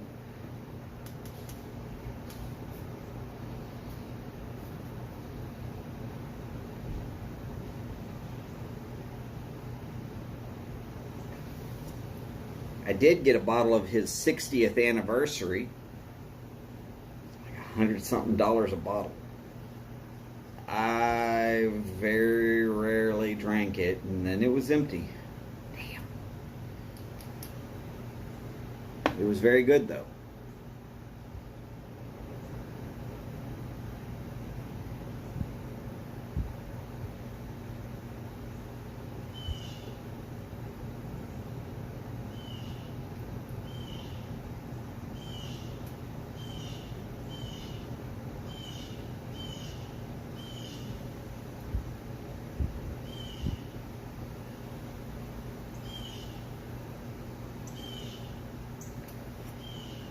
Of course, that was at least 5 years ago.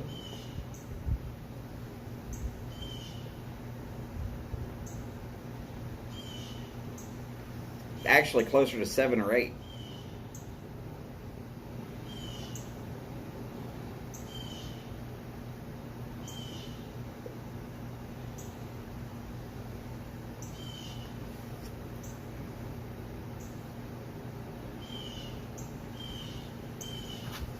So for anybody who missed it, Steve and Kathy are going to be restarting their Saturday show.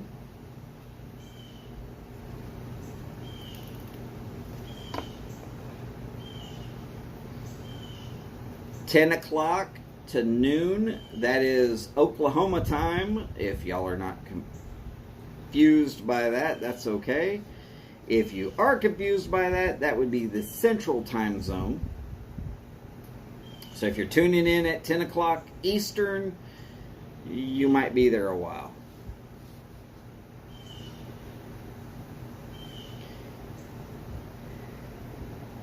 And if you're expected to catch the last half of them and you tune in at West Coast time, well, you missed them by a few hours.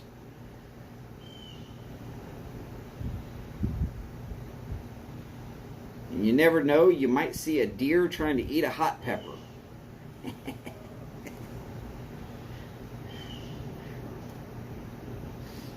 Steve, that had to have been funny to watch. I mean, did you know he was eating the hot pepper, or was it just you looked out and you already saw him shaking, and then later you went and looked at what he was eating and found it to be the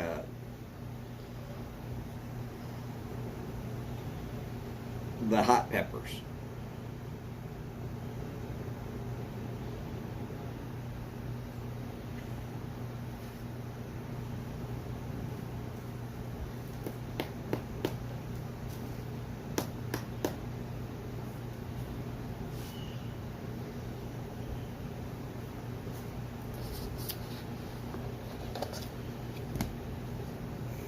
I think I'm going to put another pinch in this bowl.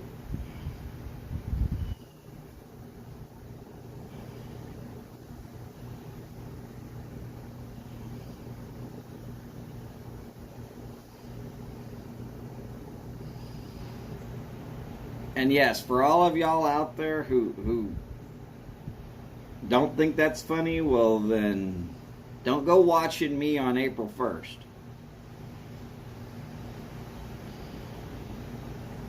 Where I do stuff that would make Martin scream like a little girl.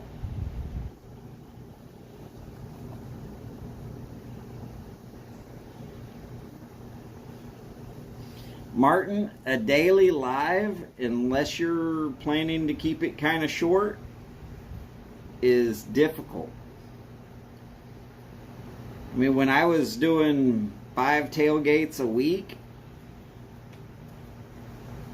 I was starting to worry about what I was going to end up saying. Was it going to sound like a broken record? Would anybody even care?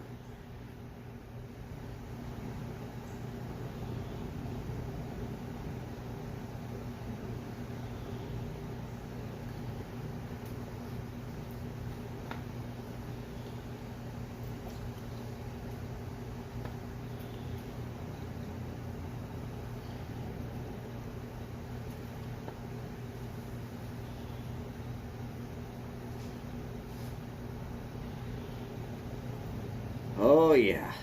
Yeah, Steve, that'll pretty much do it. I'm willing to bet that he won't be back in your garden quite as often as before, because everything that smells good in that garden, some of it is liable to kick back.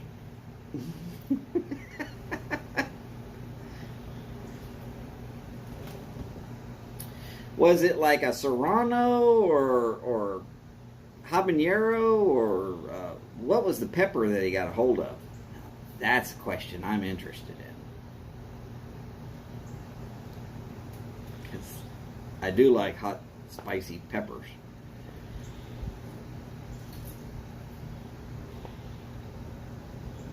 Obviously, I could do the Carolina Reaper.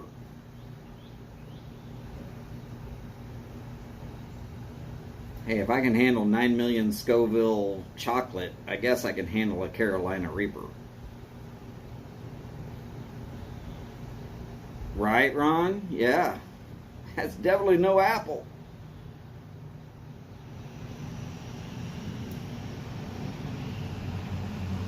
Patrick, I'm not sure that ghost peppers will actually grow all that well in Oklahoma.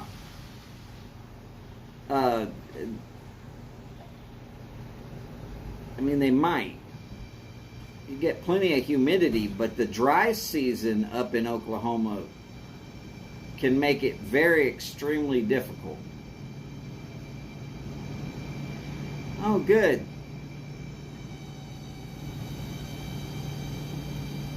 City employees finally came out to change the light bulb that's been out for 2 weeks on the lamp post. Won't take them very long.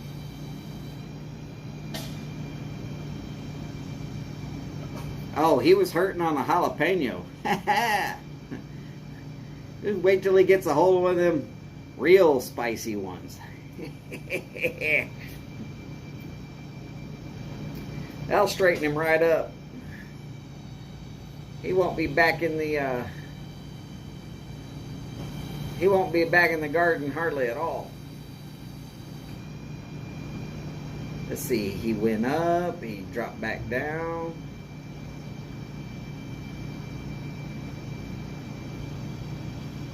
Yeah, that was it.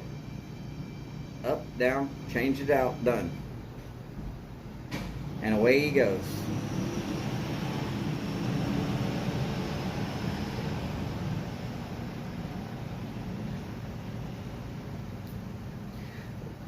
The last couple of weeks, coming home to a completely dark street right here in front of my house has been a little unnerving, because there's some people that like to jog and walk their animals, and if they're out at 9 o'clock, it's 50-50 whether I'll actually see them as I'm pulling into the driveway, depending upon what color of clothing they're wearing. I don't want to hit nobody. But I mean, if you can't see them, you can't see them.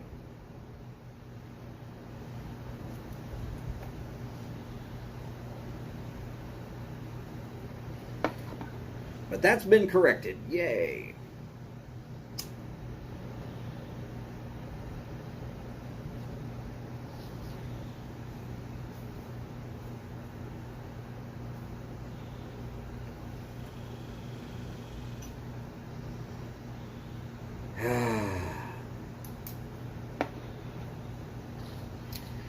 For me, it's been a good day. Hopefully, most everybody else has been having a good day.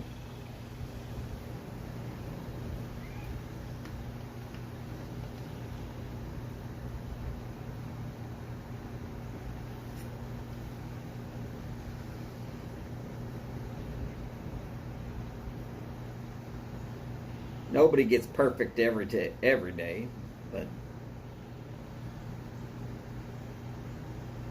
this one's been pretty good for me.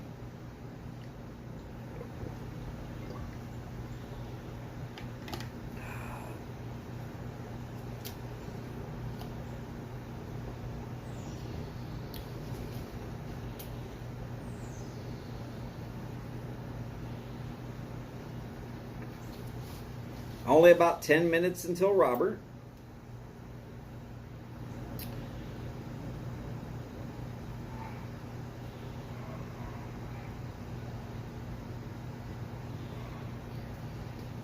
Oh, now here's a fun one. Sometime in August, I might end up having to go out to the Carolinas.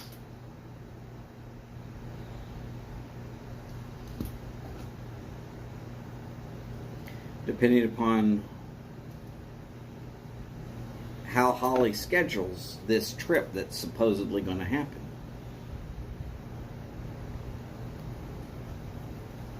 So it is possible that if I get it scheduled right, y'all might see me hanging out with Mr. Robert Leslie, if he's okay with that. If he's not okay with that, then I won't. It's not like I'm going to just show up unannounced.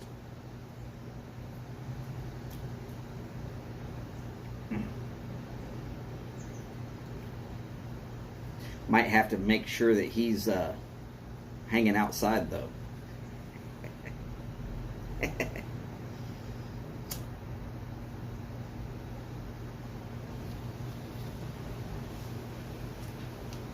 And no, I won't be kissing Karen. It's not going to happen.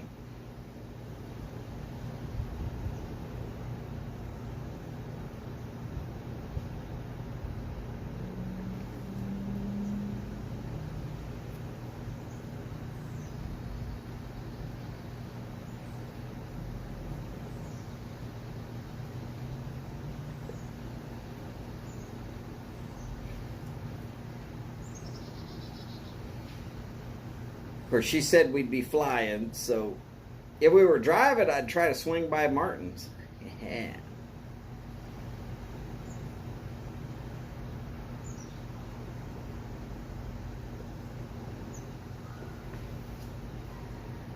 Probably scare his whole house, though.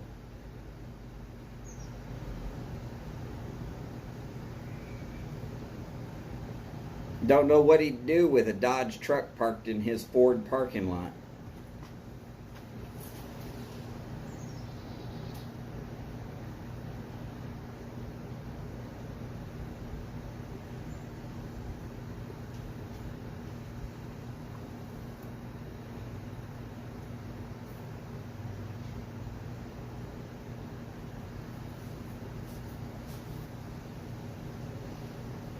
Well, Martin, you know, I don't know. I think maybe that's been done before.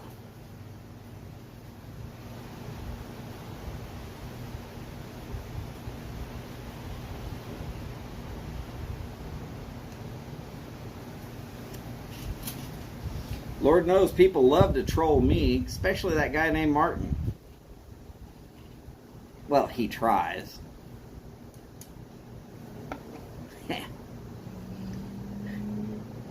You can only troll those who get upset. I hear Martin trying to troll me, and I just laugh, and I have a good time with it. 'Cause to me, it's hilarious.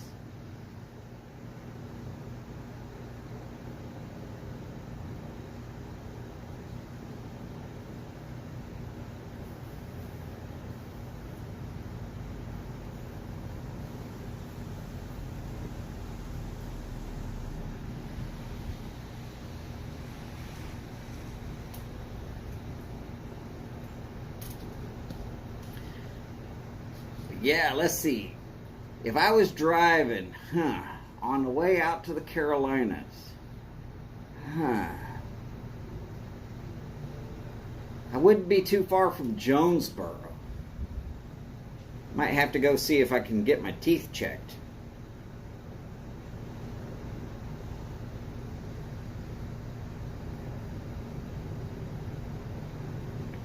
Seems to me, I recall there's a dentist that lives somewhere in Arkansas.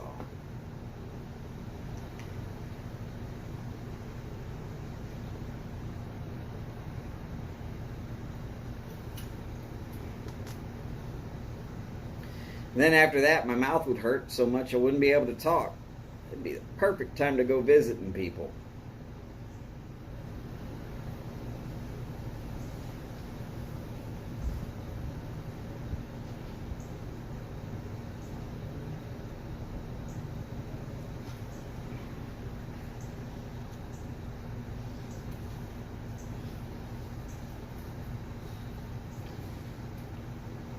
Go hang out with the bird that likes to talk crap about me. Oh, but I was laughing. Oh my God, I was laughing. It was hilarious. In case y'all don't know, the bird was asked a question about censorship, where he tried to clown on me. I thought it was hilarious. Y'all should also think that it was hilarious.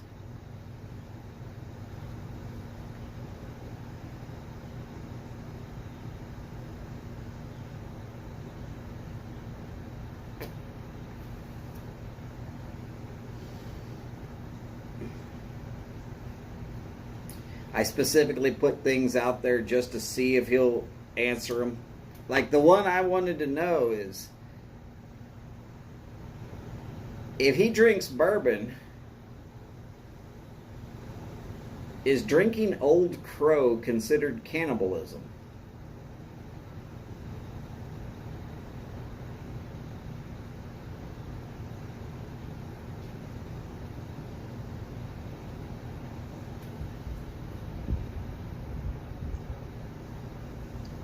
Just thought.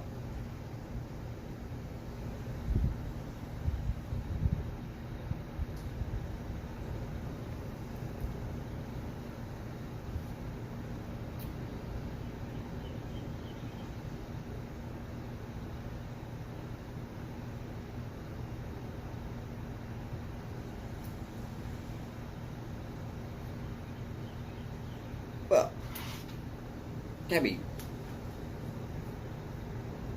it's an honest question.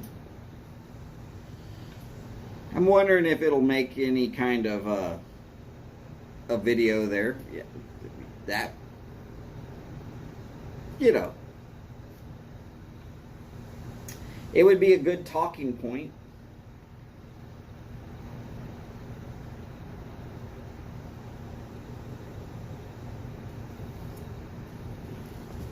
Alcoholic bird drinks Old Crow. I could see the headlines now.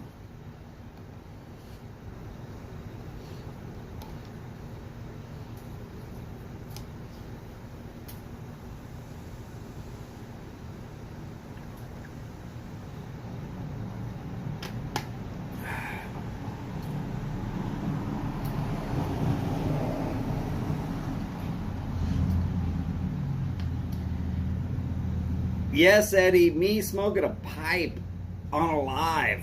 How's it going, sir? Hopefully you're doing well.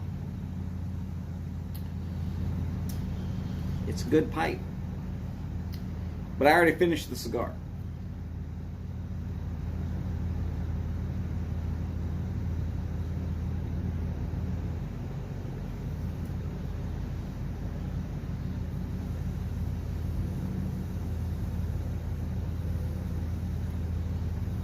Oh, Patrick, I already did ask that question, but I've never seen it on a video yet.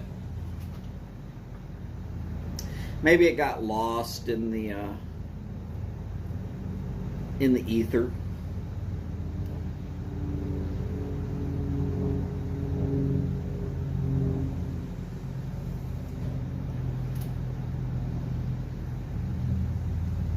it would be, I'm sure it could be produced into something that's as funny as everything else that the bird puts out.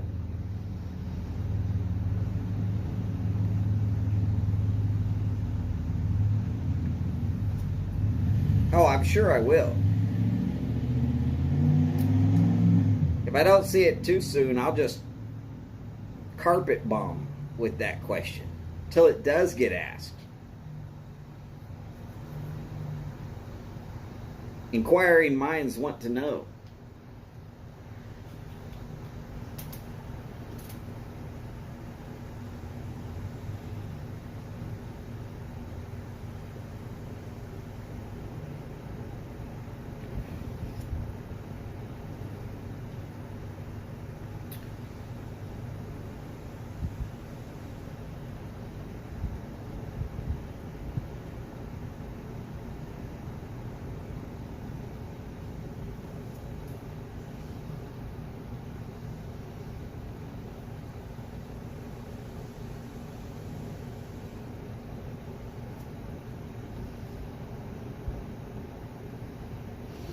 Woo! Boris swinging for the fences.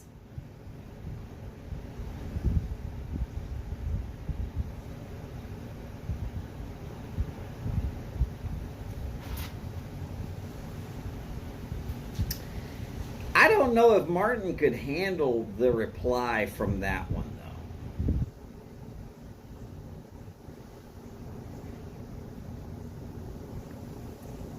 though. I mean, but good question, Boris. Why is Over a Pipe constantly late?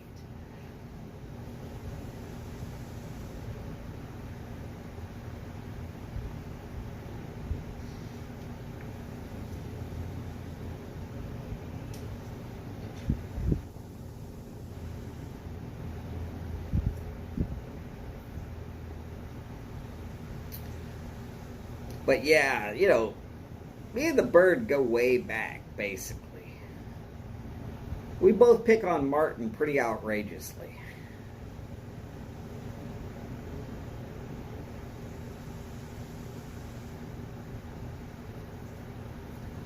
But Martin's a good enough chap that he handles it well.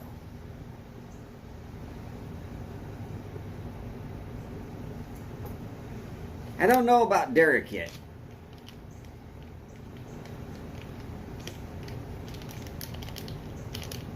I mean, the real question for me, though, is how come when Derek asked for some McFly cigars and they got them, did they not smoke them?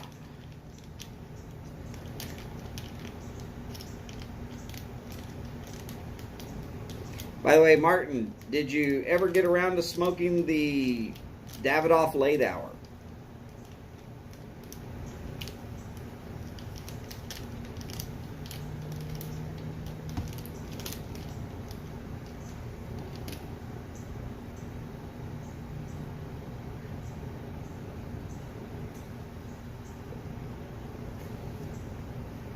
I mean, I know why you're not going to smoke the McFly. You're going to try and save it until McFly is old enough to smoke. Okay.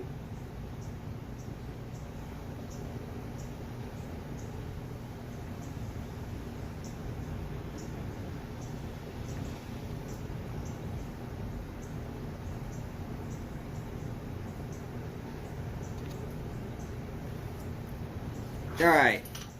Is Robert going live? Mostly because it's 2 minutes after. And while I'm here, I can't check. And so far, I haven't gotten a notification that he's gone live yet.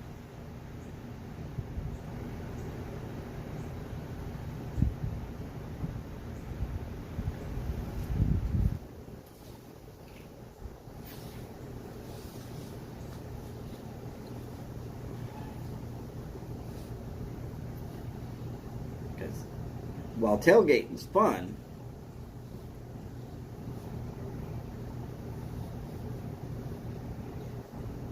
it's still more about going to the next show.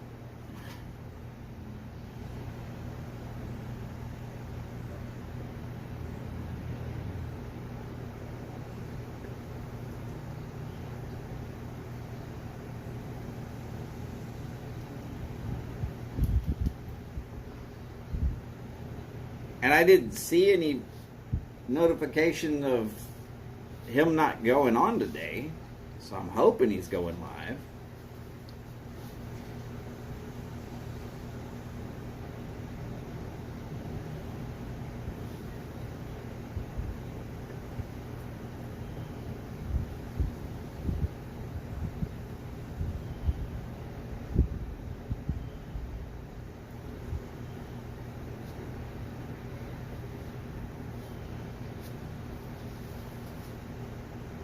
Not to start an exodus or nothing over there, but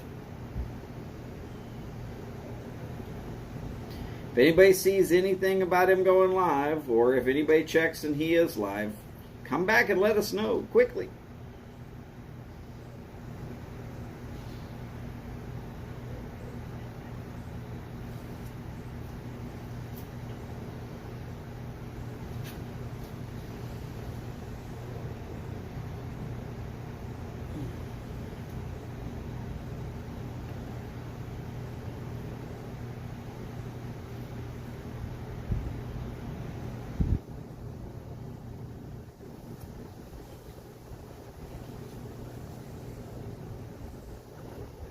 Oh, goodness.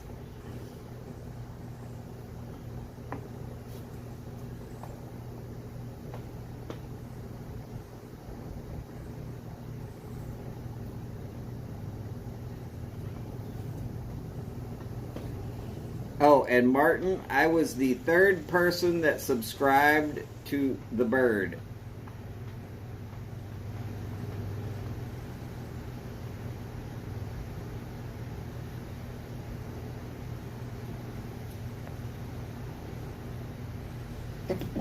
Oh, excuse me. So I'm guessing it was Derek and Martin who beat me to subscribing to the bird.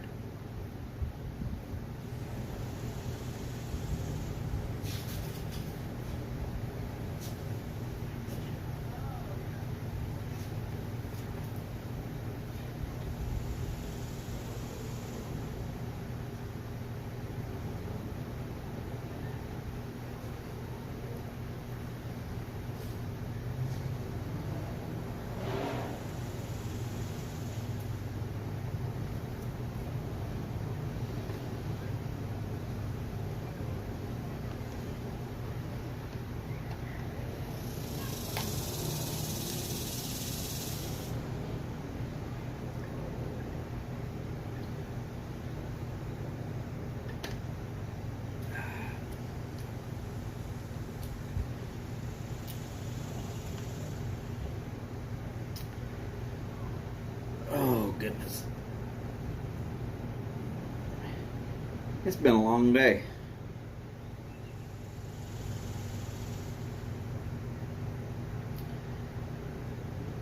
Oh yeah, Patrick. No, I've been subbed to like all the channels.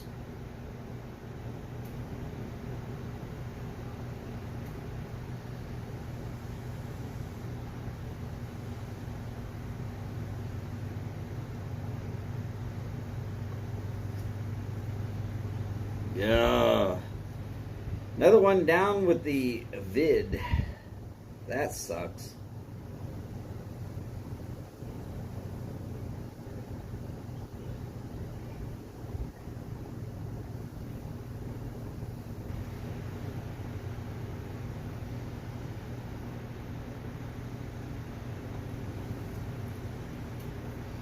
So if Robert doesn't go live, I guess I'll finish out this pipe.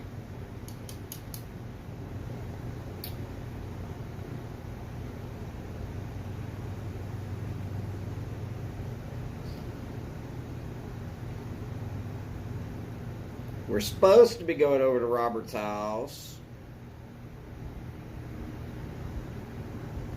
Gotta have our Karen time, you know.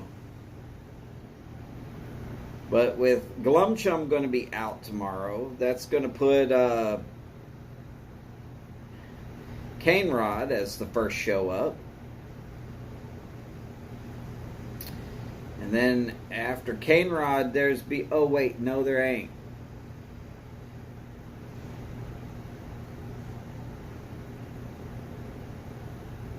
Because Martin's waiting until August to go back to doing lives.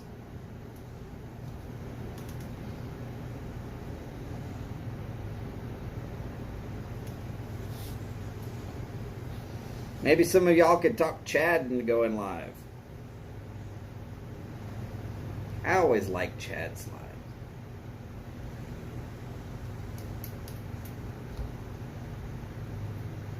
The topics are various and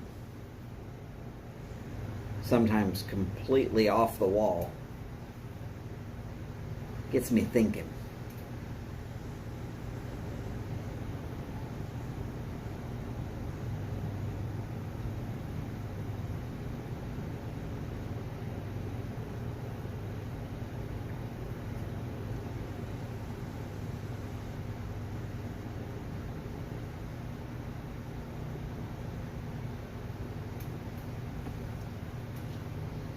Oh yeah, no, I know Chad's live is now on Mondays.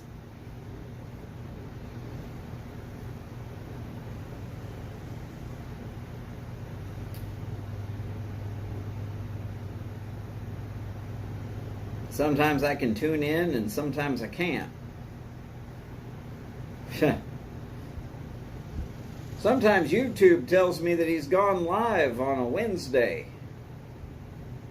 I tune in and find out that it was, of course. Oh, Ron, you know what? You might be right. Friday might be a dead zone this coming week.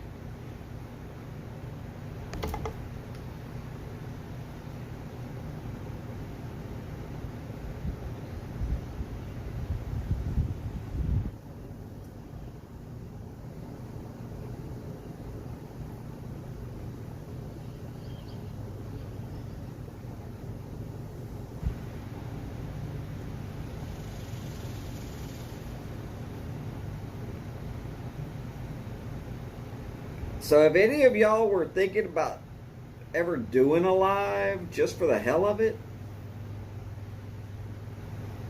you might want to give it a shot on Friday. There's going to be a lot of people out there that won't be invited to Cane Rod's wife's birthday.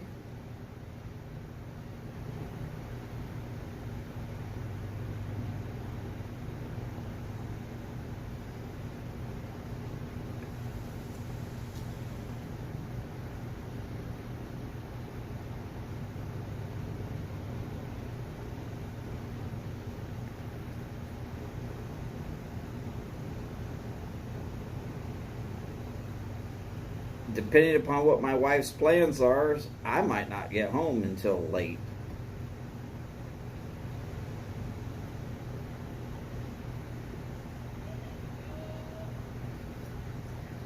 True, Steve. No, I'm not trying to push anybody into doing anything, but hey, if y'all are thinking about doing a live, it's not really all that hard. You just kind of go live and talk. You can script it if you want to.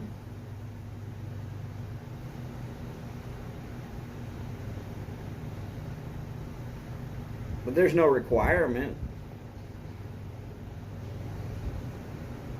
Just be careful to look through the rules about YouTube, what you can talk about and can't talk about. Otherwise, they'll shut you down.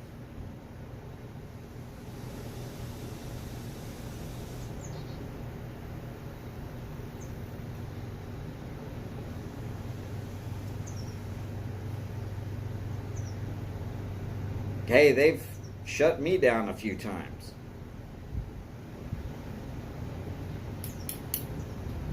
First time they shut me down, They wouldn't even give me a reason why. The second time they did it,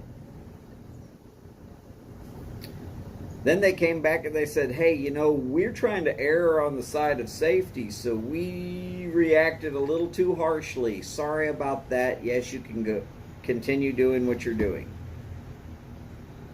Okay.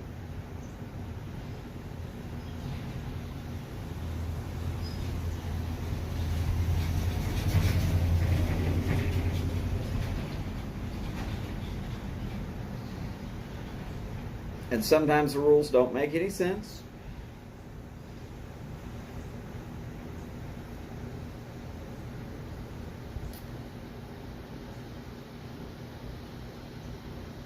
I watched a guy that had an outdoors channel that showed a antique flintlock pistol.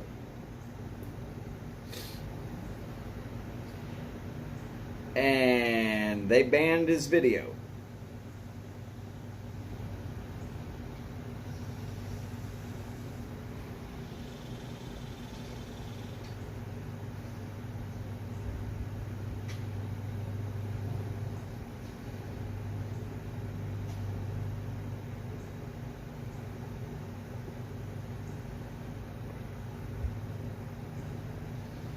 Patrick, I do not have a way to contact Robert.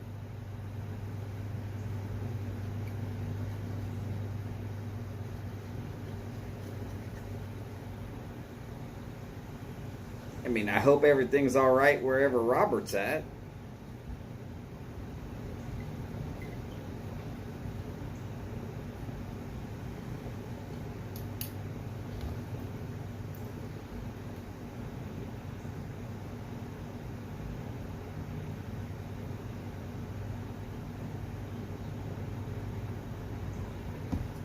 Boris, I dare say I don't know.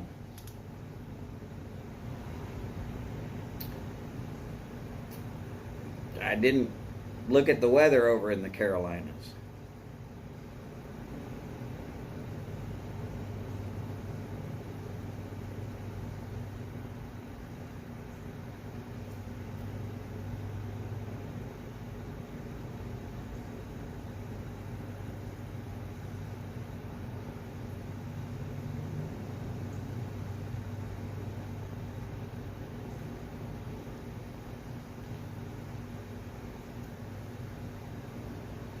But yeah, it might be.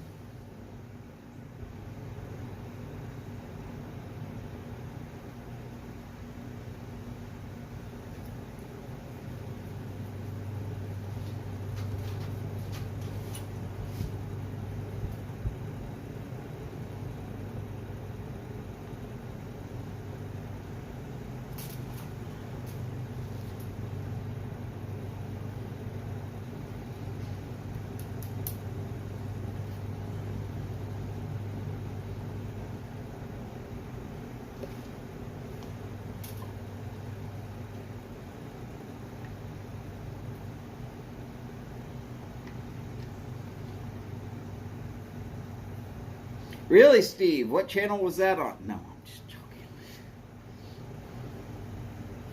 But yes, they will ban you for discussing medicine.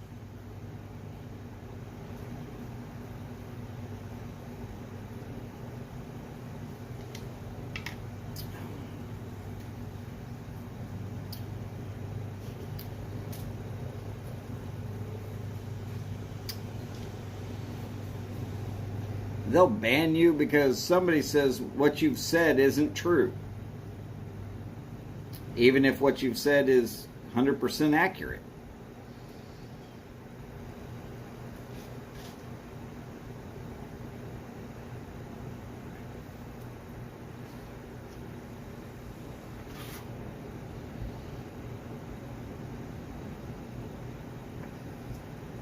Okay, Boris, Itty Bor, you're just lucky that the girl's cooking.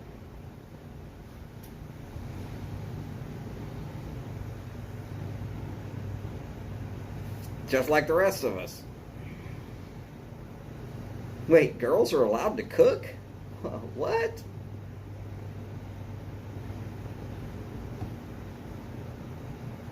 That's sexist.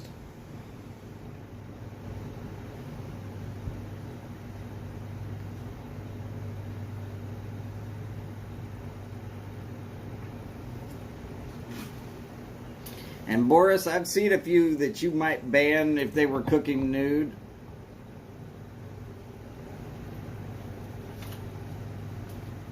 Sometimes you just kind of gotta look at the girl that's supposedly cooking and go, ugh.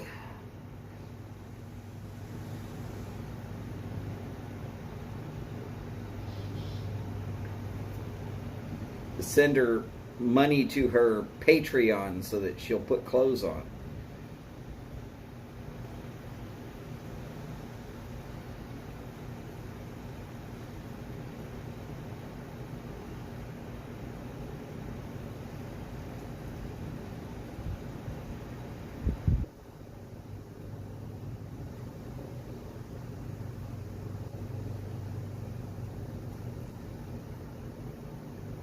Hey, not my fault. They're brave enough to put it out there like that. They're brave enough to have my opinion put out there like this. So, there you go.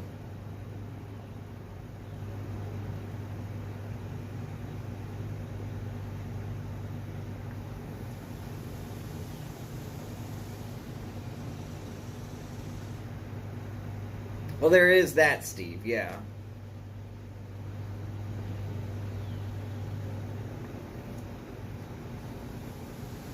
There's some of those old grandmotherly types that have been cooking for years that they just do stuff and you're wondering how the hell they still have hands. But it's stuff that they've been doing for forever.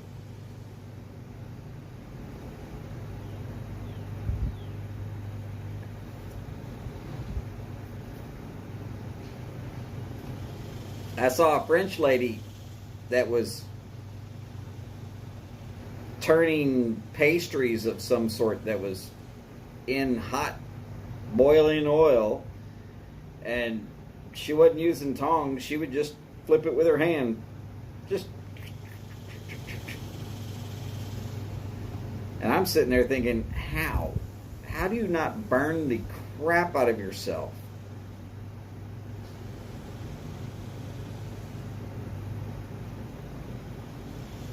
Don't ask me. I'm not that good of a cook.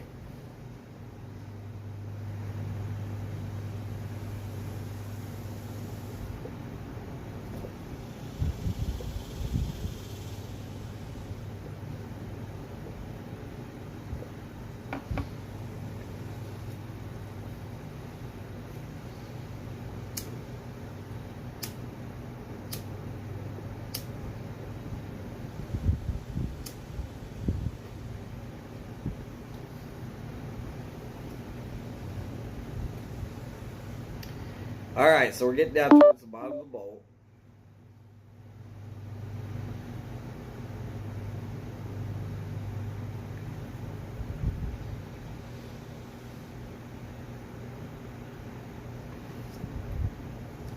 I don't know where Robert is.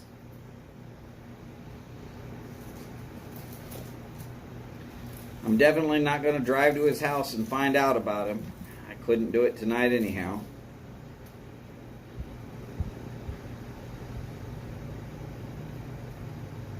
Hopefully he's doing all right.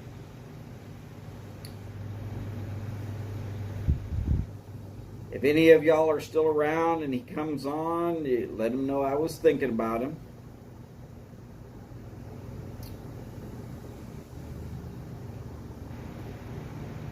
But as per always, take care of yourselves. Take care of each other. Do the best you can with that.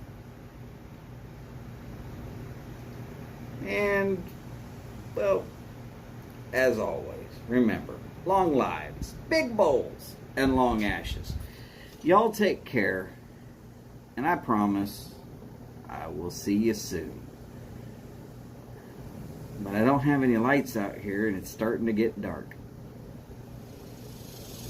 And I thought I'd be off of here pretty close to 30 minutes ago.